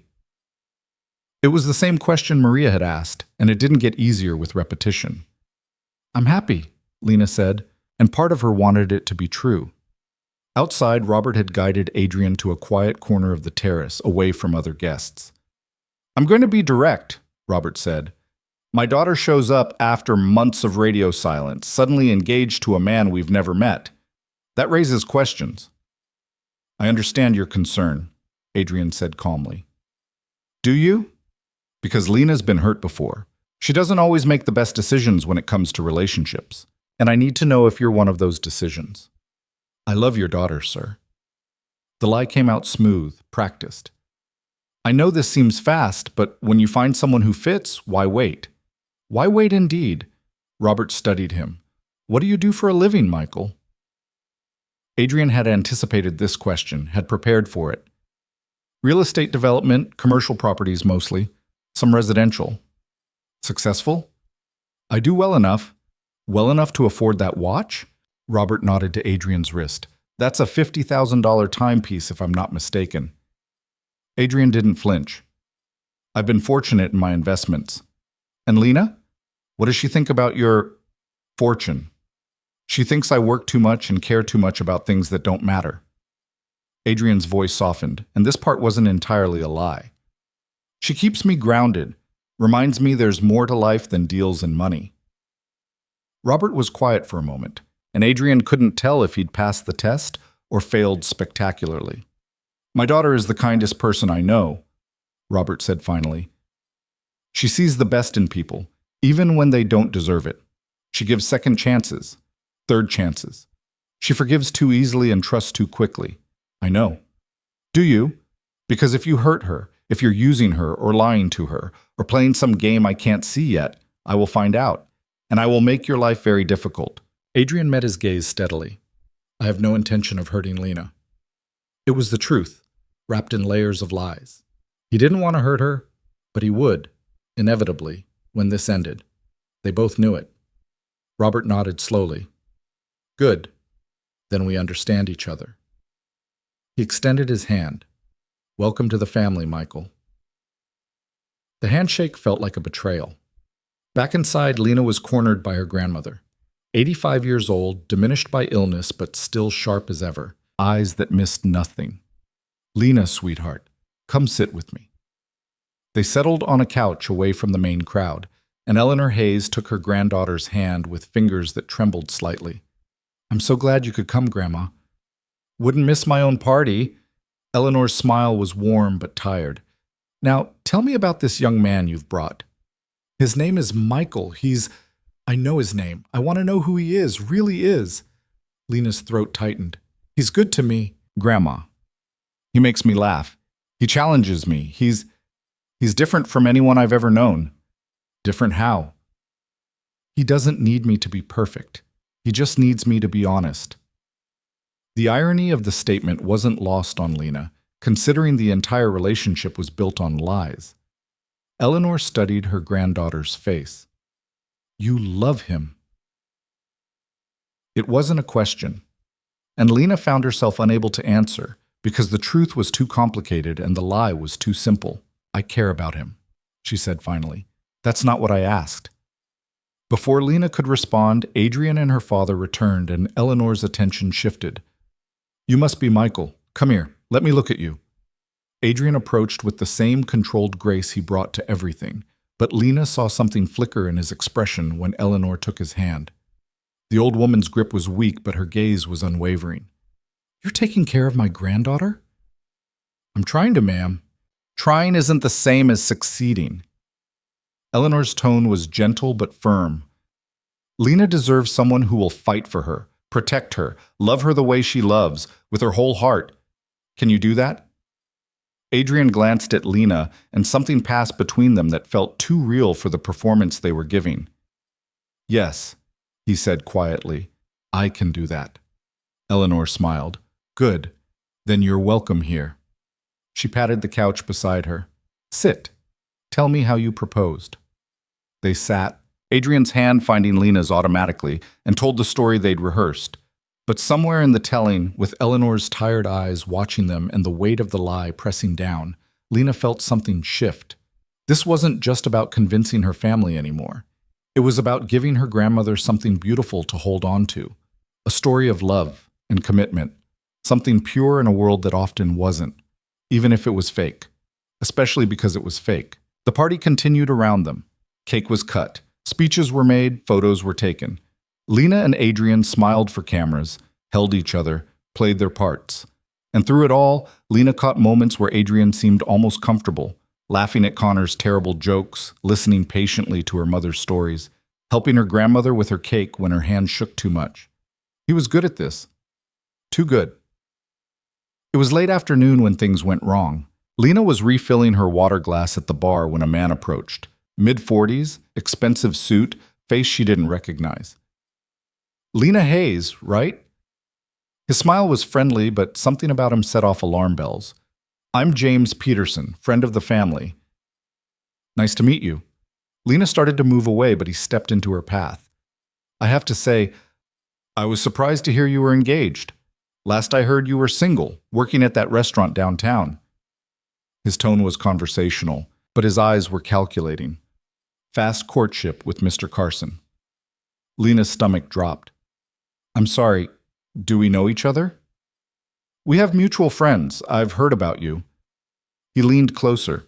Actually, I've heard about Michael Carson too. Funny thing, I work in finance, know most of the major players in the city. Never heard of him. He keeps a low profile. Does he? Because I'm very good at finding people, and Michael Carson doesn't seem to exist, at least not the way you've described him. James's smile turned sharp. Which makes me wonder who that man really is, talking to your father right now. Lena's mouth went dry. I don't know what you're talking about. No? Maybe I'm wrong. Maybe I should just go introduce myself, ask him directly about his work. I'm sure he'd love to discuss real estate development with someone in the industry. It was a threat, thinly veiled, and Lena recognized the play.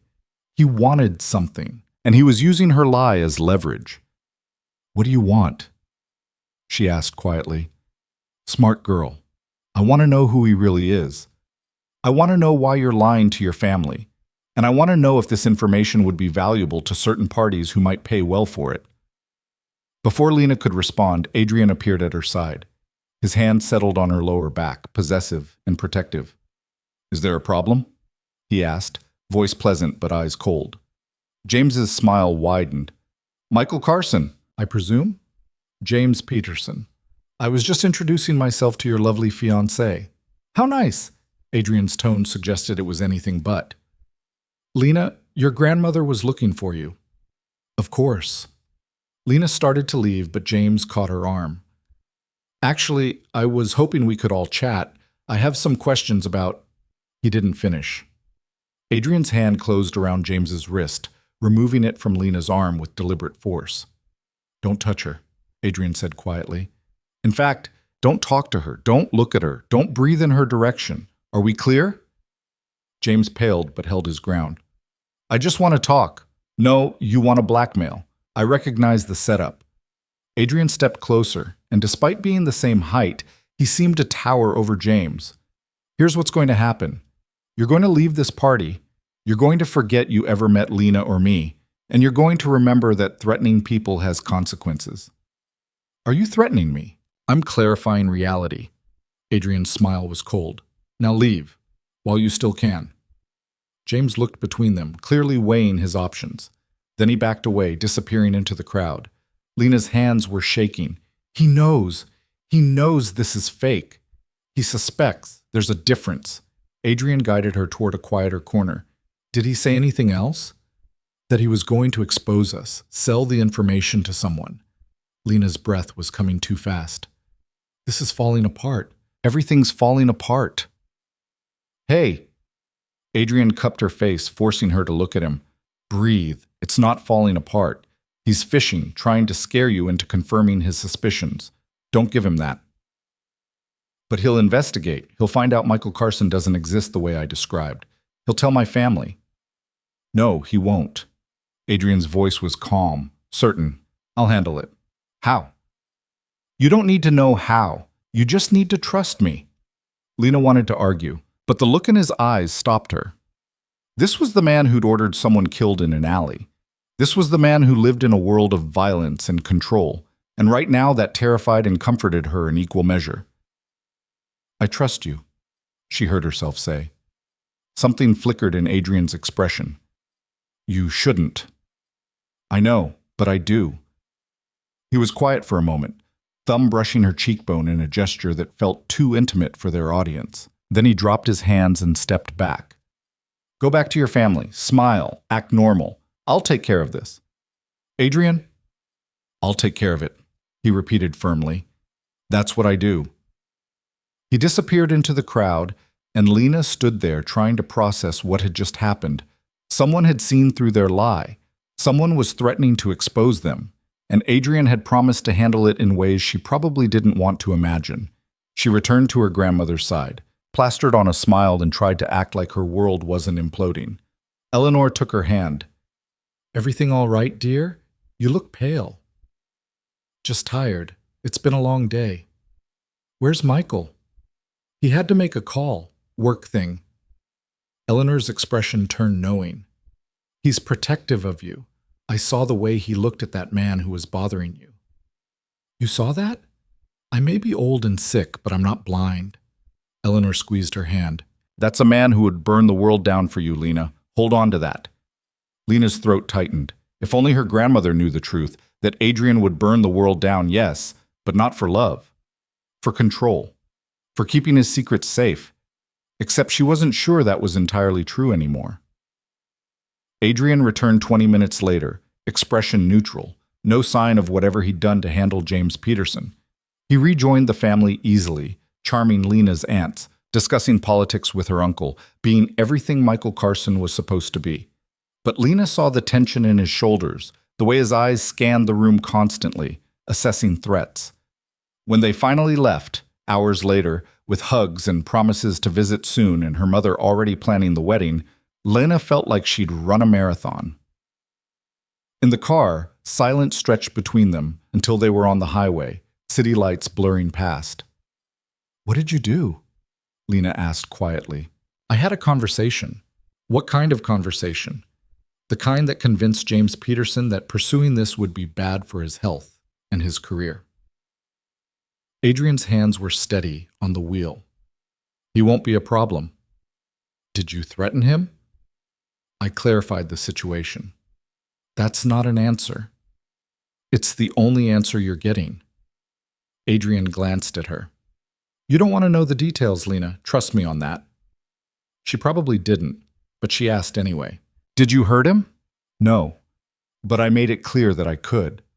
Sometimes that's more effective than actual violence. Lena's stomach twisted.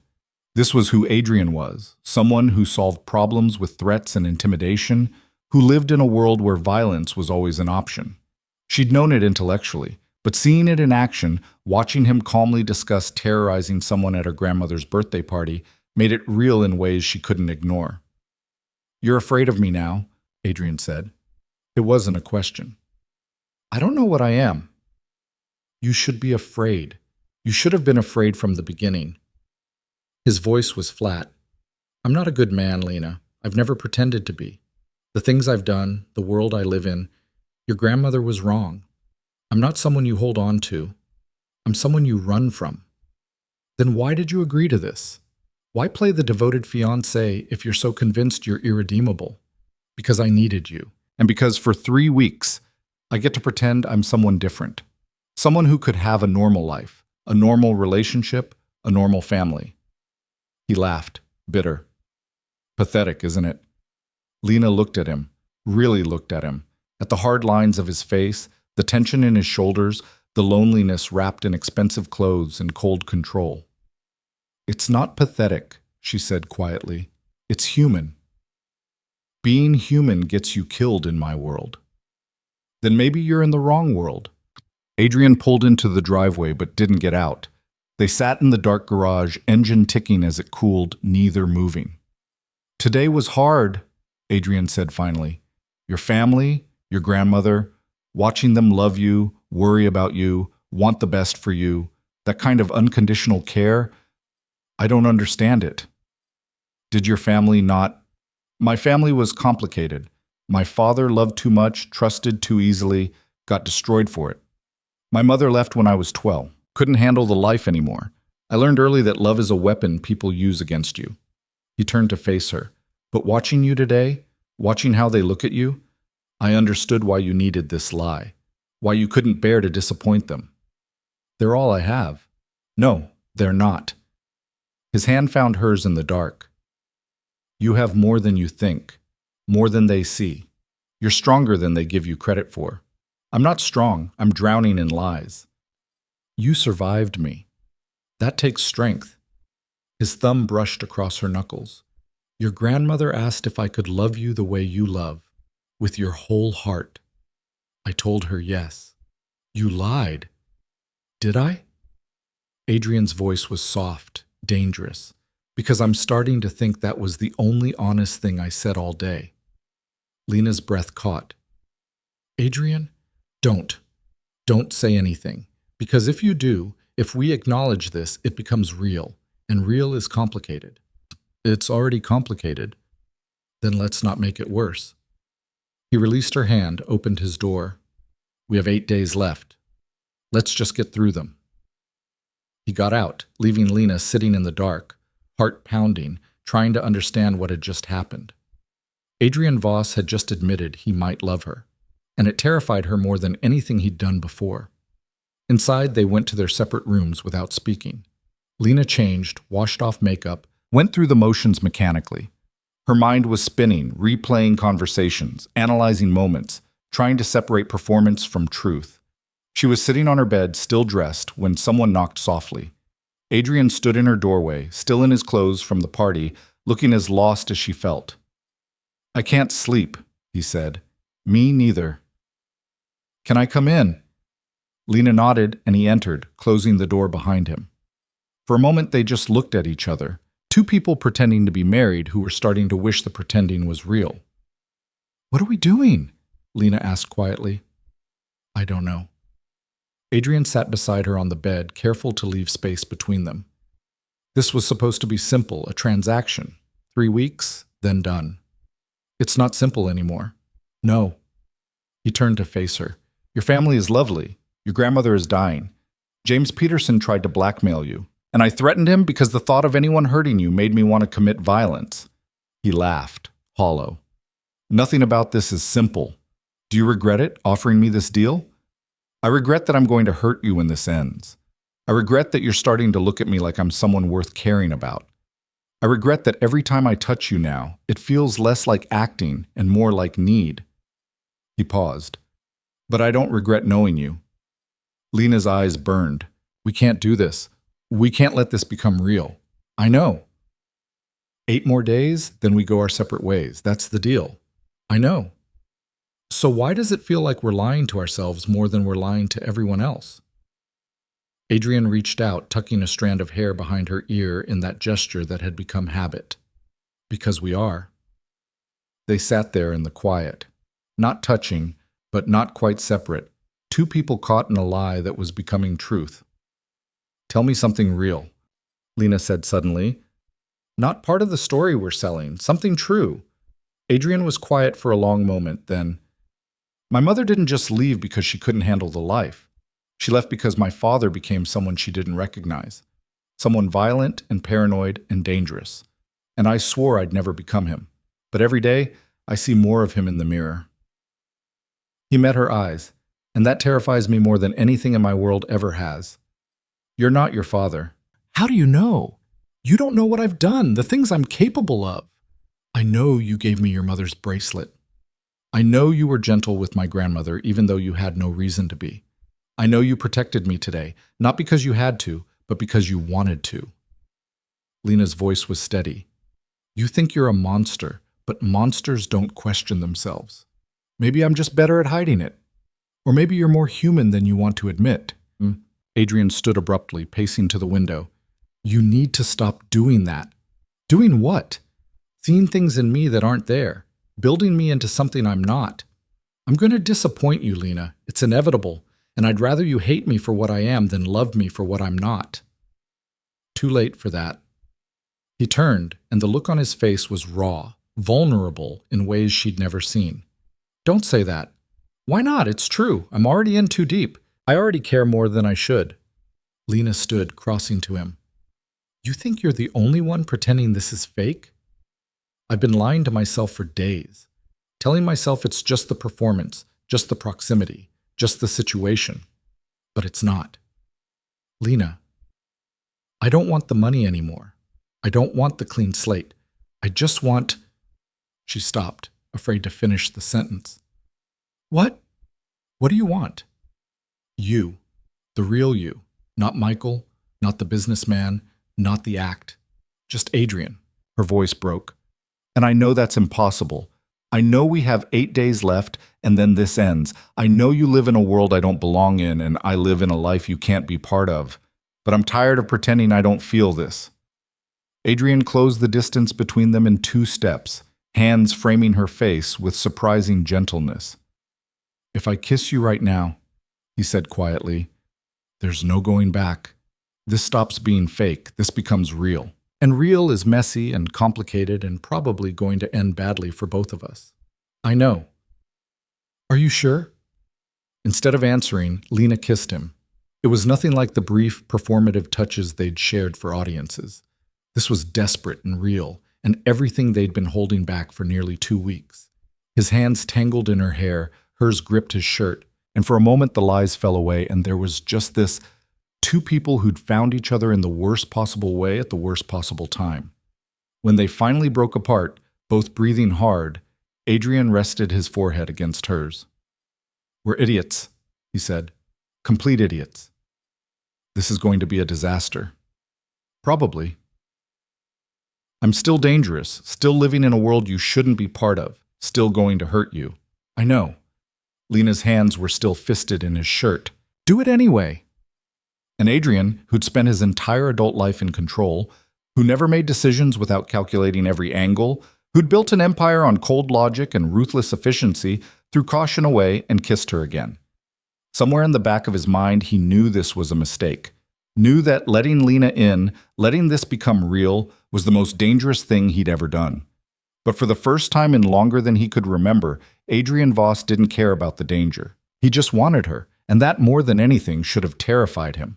Instead, it felt like finally coming home. Adrian left her room before dawn, before the lines between pretending and reality could blur any further. But the damage was done. They'd crossed a threshold neither had intended to cross, and there was no going back. Lena lay in bed watching the sunrise paint her ceiling in shades of gold, trying to reconcile the transaction they'd agreed to with what had happened between them. In 8 days, this was supposed to end. The marriage annulled, the money transferred, both of them walking away clean. Except nothing about this felt clean anymore. She found him in the gym, hitting the punching bag with controlled violence. Marcus was nowhere to be seen. Adrian's movements were precise, methodical, like he was trying to beat something out of his system. "We need to talk," Lena said from the doorway. He stopped, breathing hard, not turning around. "About last night. About what happens now." "Nothing happens now. We have 7 days left on our agreement. We finish what we started." He grabbed a towel, finally facing her.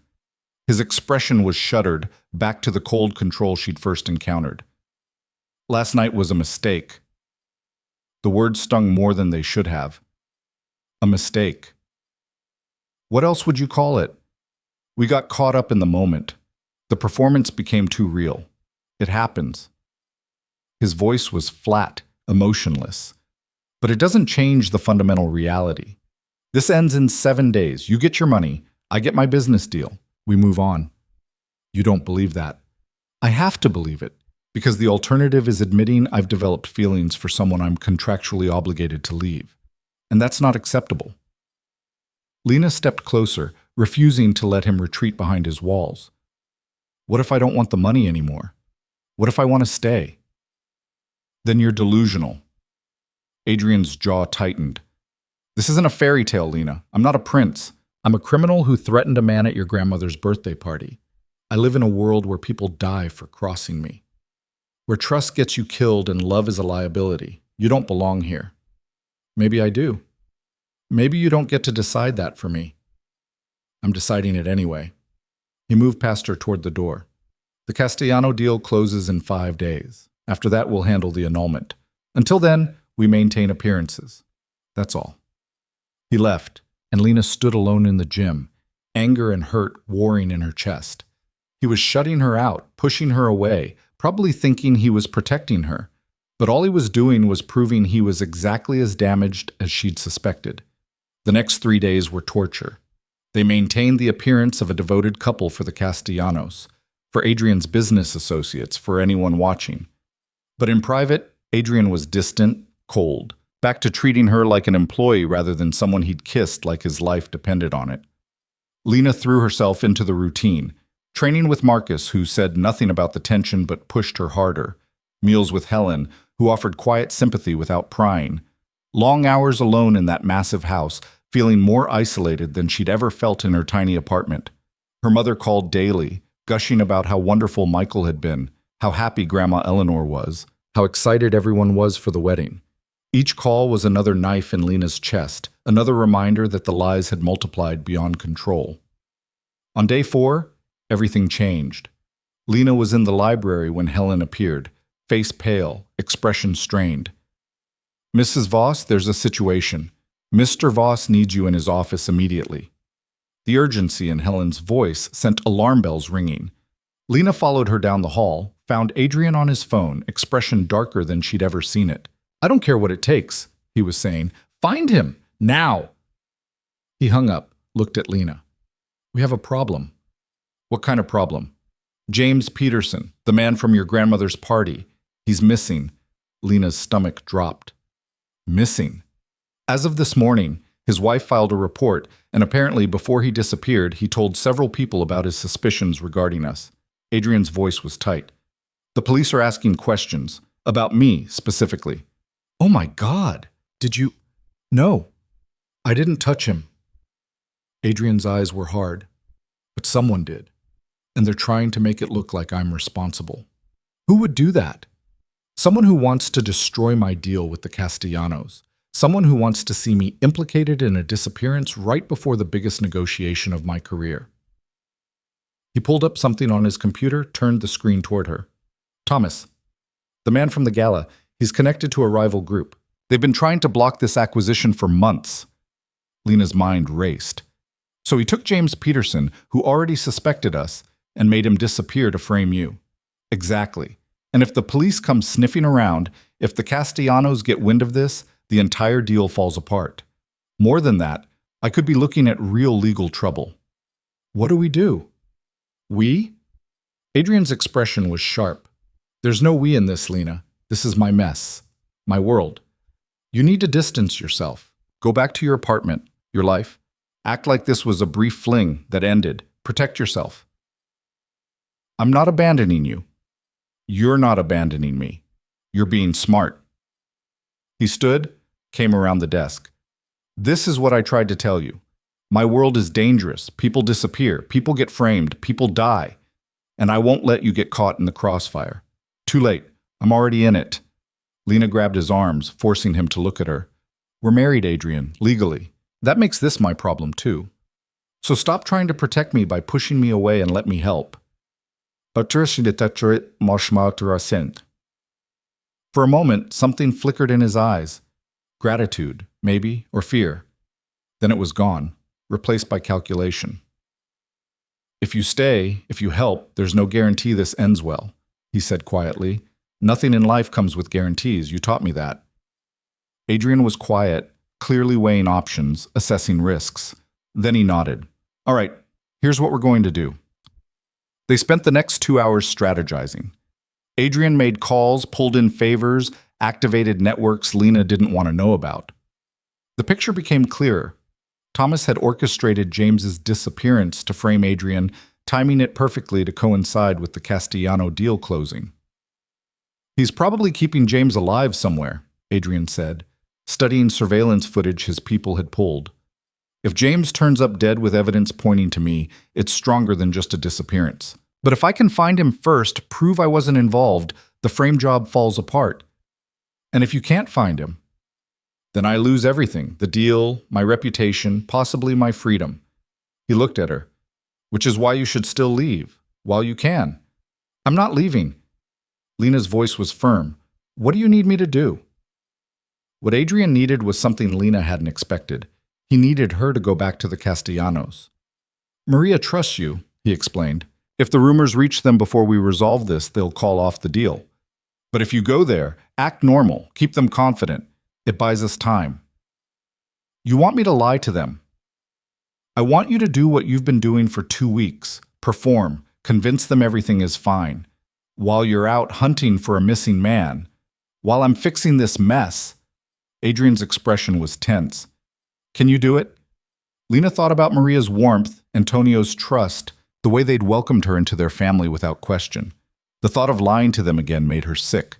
But the alternative was letting Adrian face this alone. "I can do it," she said. The Castellanos welcomed her like always, warm hugs and genuine smiles. Maria immediately pulled her into the kitchen, chattering about wedding plans, asking about venues and flowers and all the things Lena should have been thinking about if any of this were real. Adrian's working too much again, isn't he? Maria said knowingly. That man doesn't know how to rest. He's closing a big deal, Lena said, the lie smooth now. He wants everything perfect. Of course he does. Control is important to him. Maria squeezed her hand. But he has you now. Someone to remind him what matters. The guilt was suffocating. They had lunch and Lena performed perfectly. Laughed at the right moments, shared invented stories about her life with Adrian, let Maria believe the fairy tale. All while her phone sat silent in her purse. No updates from Adrian, no idea if he was finding anything or falling deeper into trouble. It was mid-afternoon when Antonio joined them, his expression troubled. Lena, can I ask you something?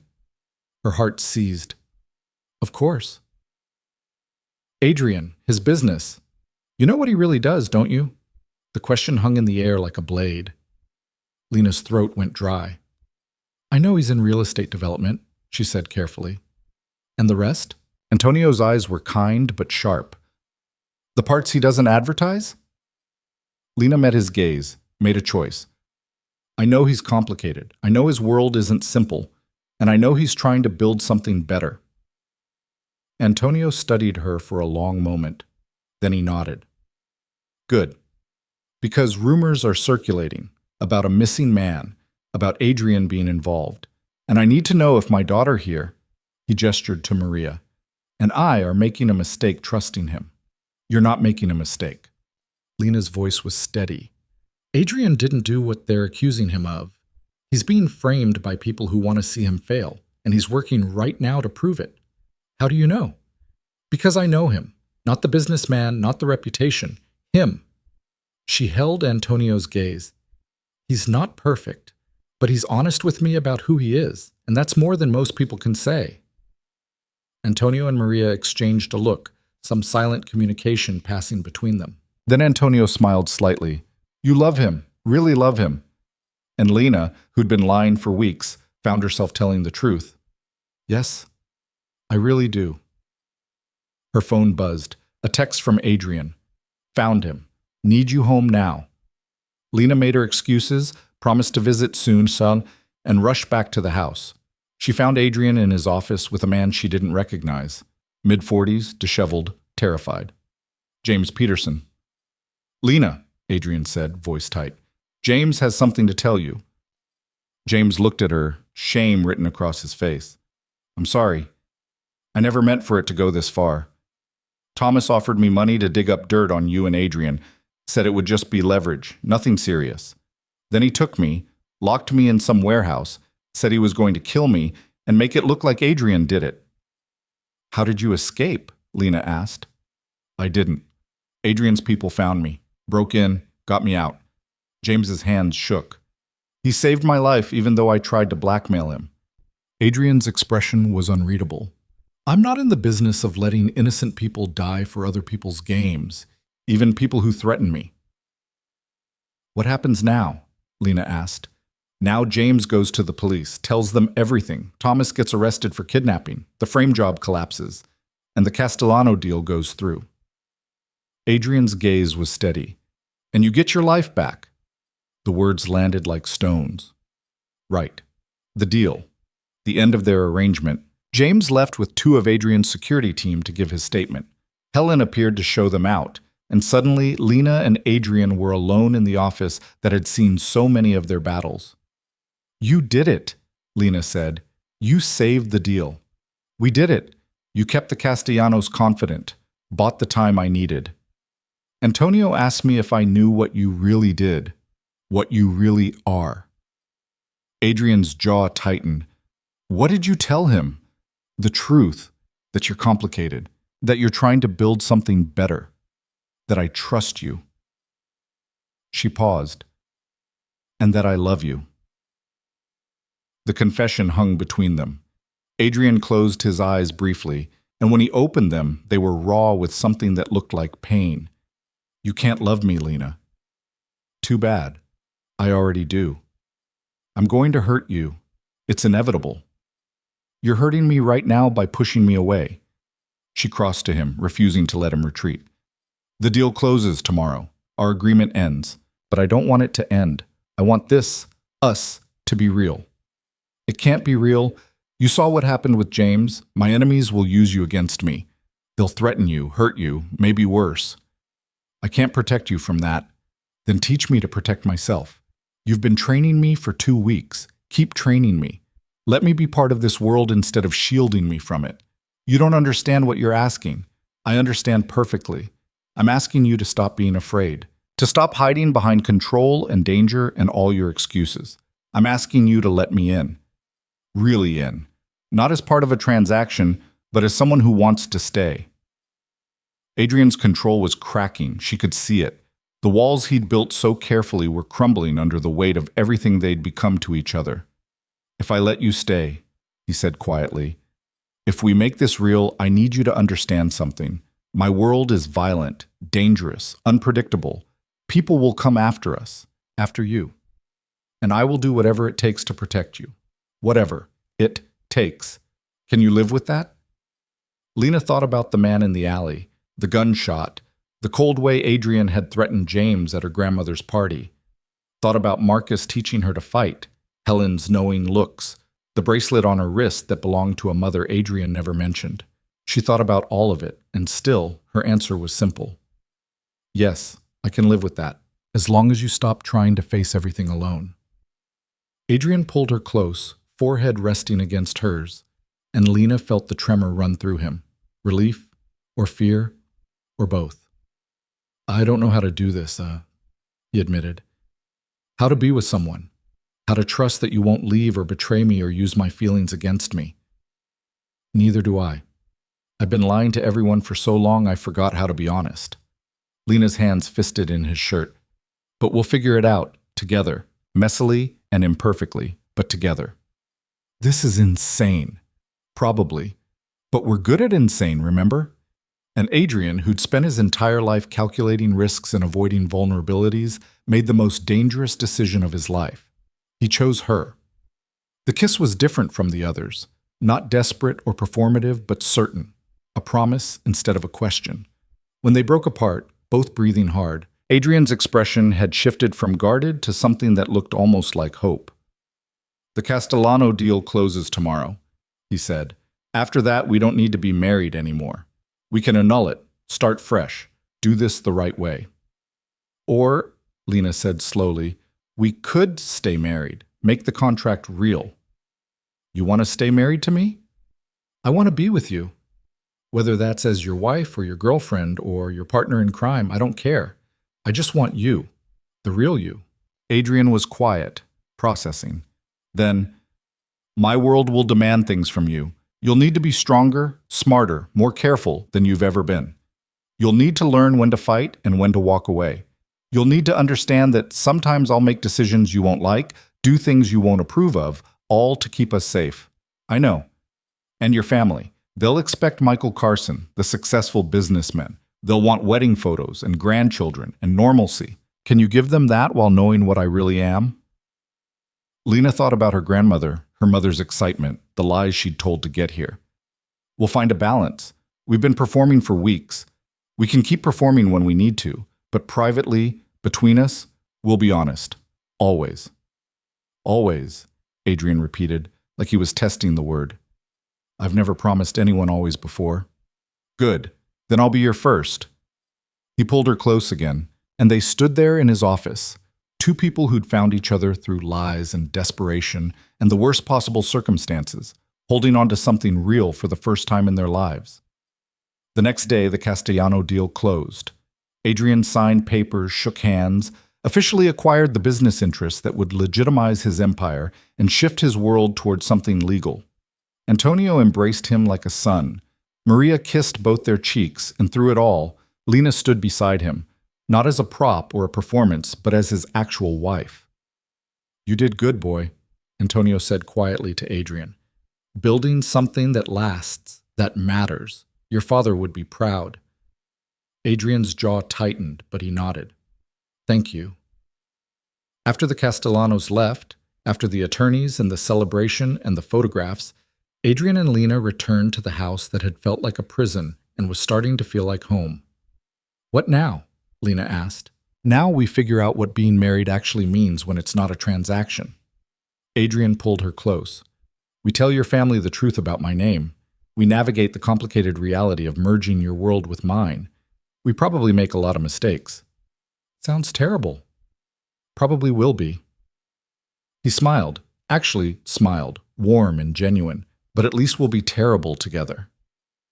They stood in the foyer where Lena had first arrived 3 weeks ago, terrified and desperate, and she thought about how far they'd come, how many lies it had taken to find the truth, how the most dangerous man she'd ever met had become the safest place she'd ever known. "I need to call my mother," Lena said.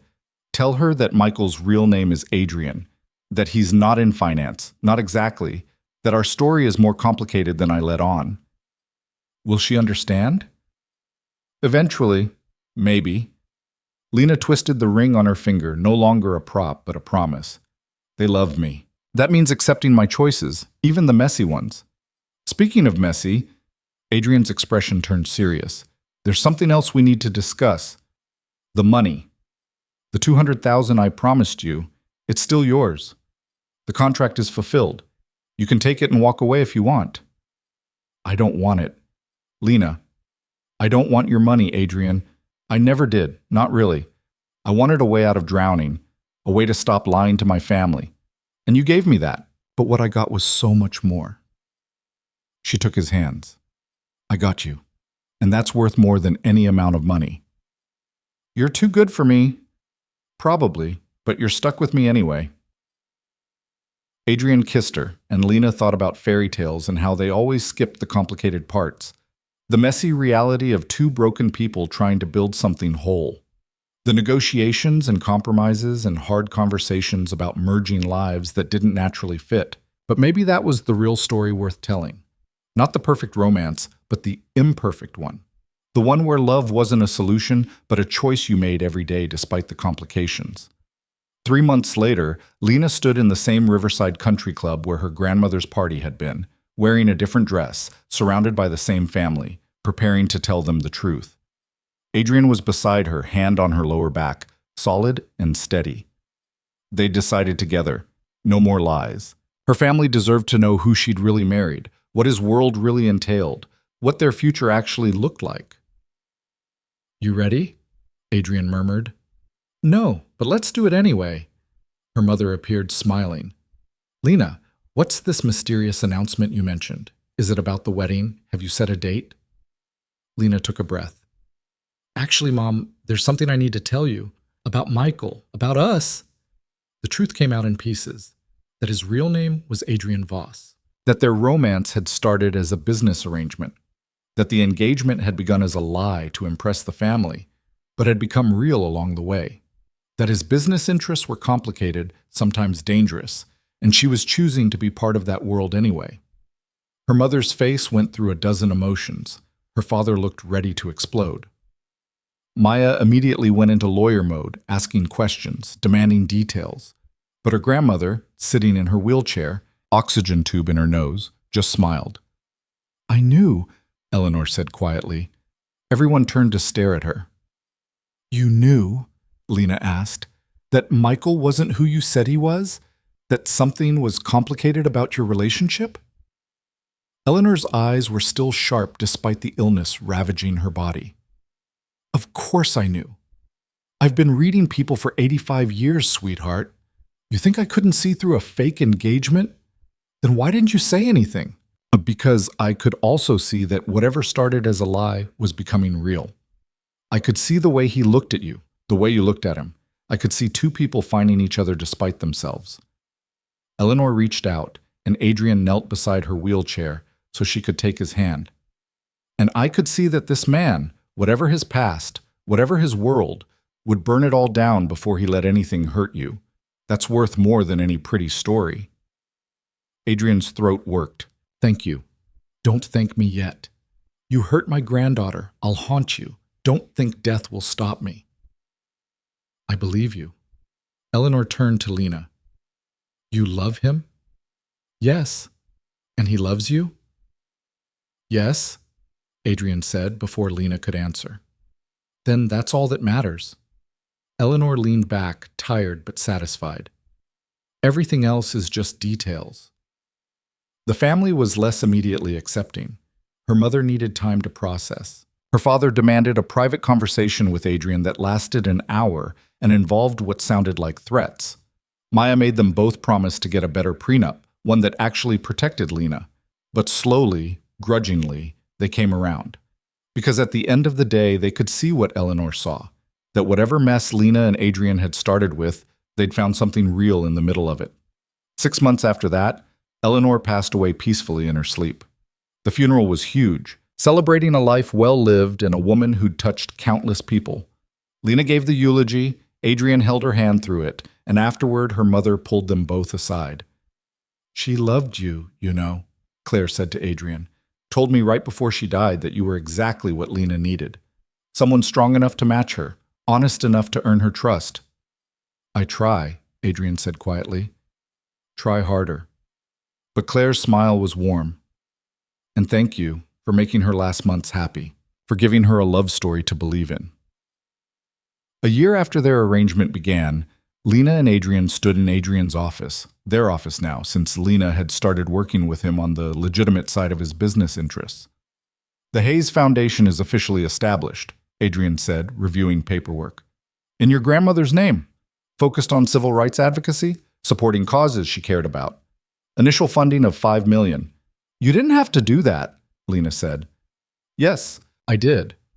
Your grandmother saw something in me I didn't see in myself. This is how I honor that." He set down the papers. "Also, Marcus says you're ready for advanced training. Says you could probably take down most of my security team now." "Probably isn't definitely. Definitely comes with time. You're getting there." Adrian pulled her close. "The Castellano acquisition is generating returns ahead of projections. Antonio wants to expand our partnership. And I got a call from your mother. She's planning a family dinner next week and demanding we attend." "Your life has become so domestic," Lena teased. "Our life. And I hate how much I don't hate it." He kissed her forehead. "Who knew that the woman I hired to play my wife would actually become the best decision I ever made? You didn't hire me to be your wife. You hired me to pretend. Best mistake I ever made, then." Lena looked around the office, at the life they'd built from lies and desperation. She thought about the woman she'd been, drowning in debt, lying to her family, hiring wedding planners for fiancés who didn't exist. She thought about the man Adrian had been, cold, controlled, convinced that love was weakness and trust was fatal. And she thought about what they'd become together. Not perfect, never perfect, but real. Honest in the ways that mattered. Building something that lasted not because it was easy, but because they chose it every single day. "You know what's funny?" Lena said. "What?"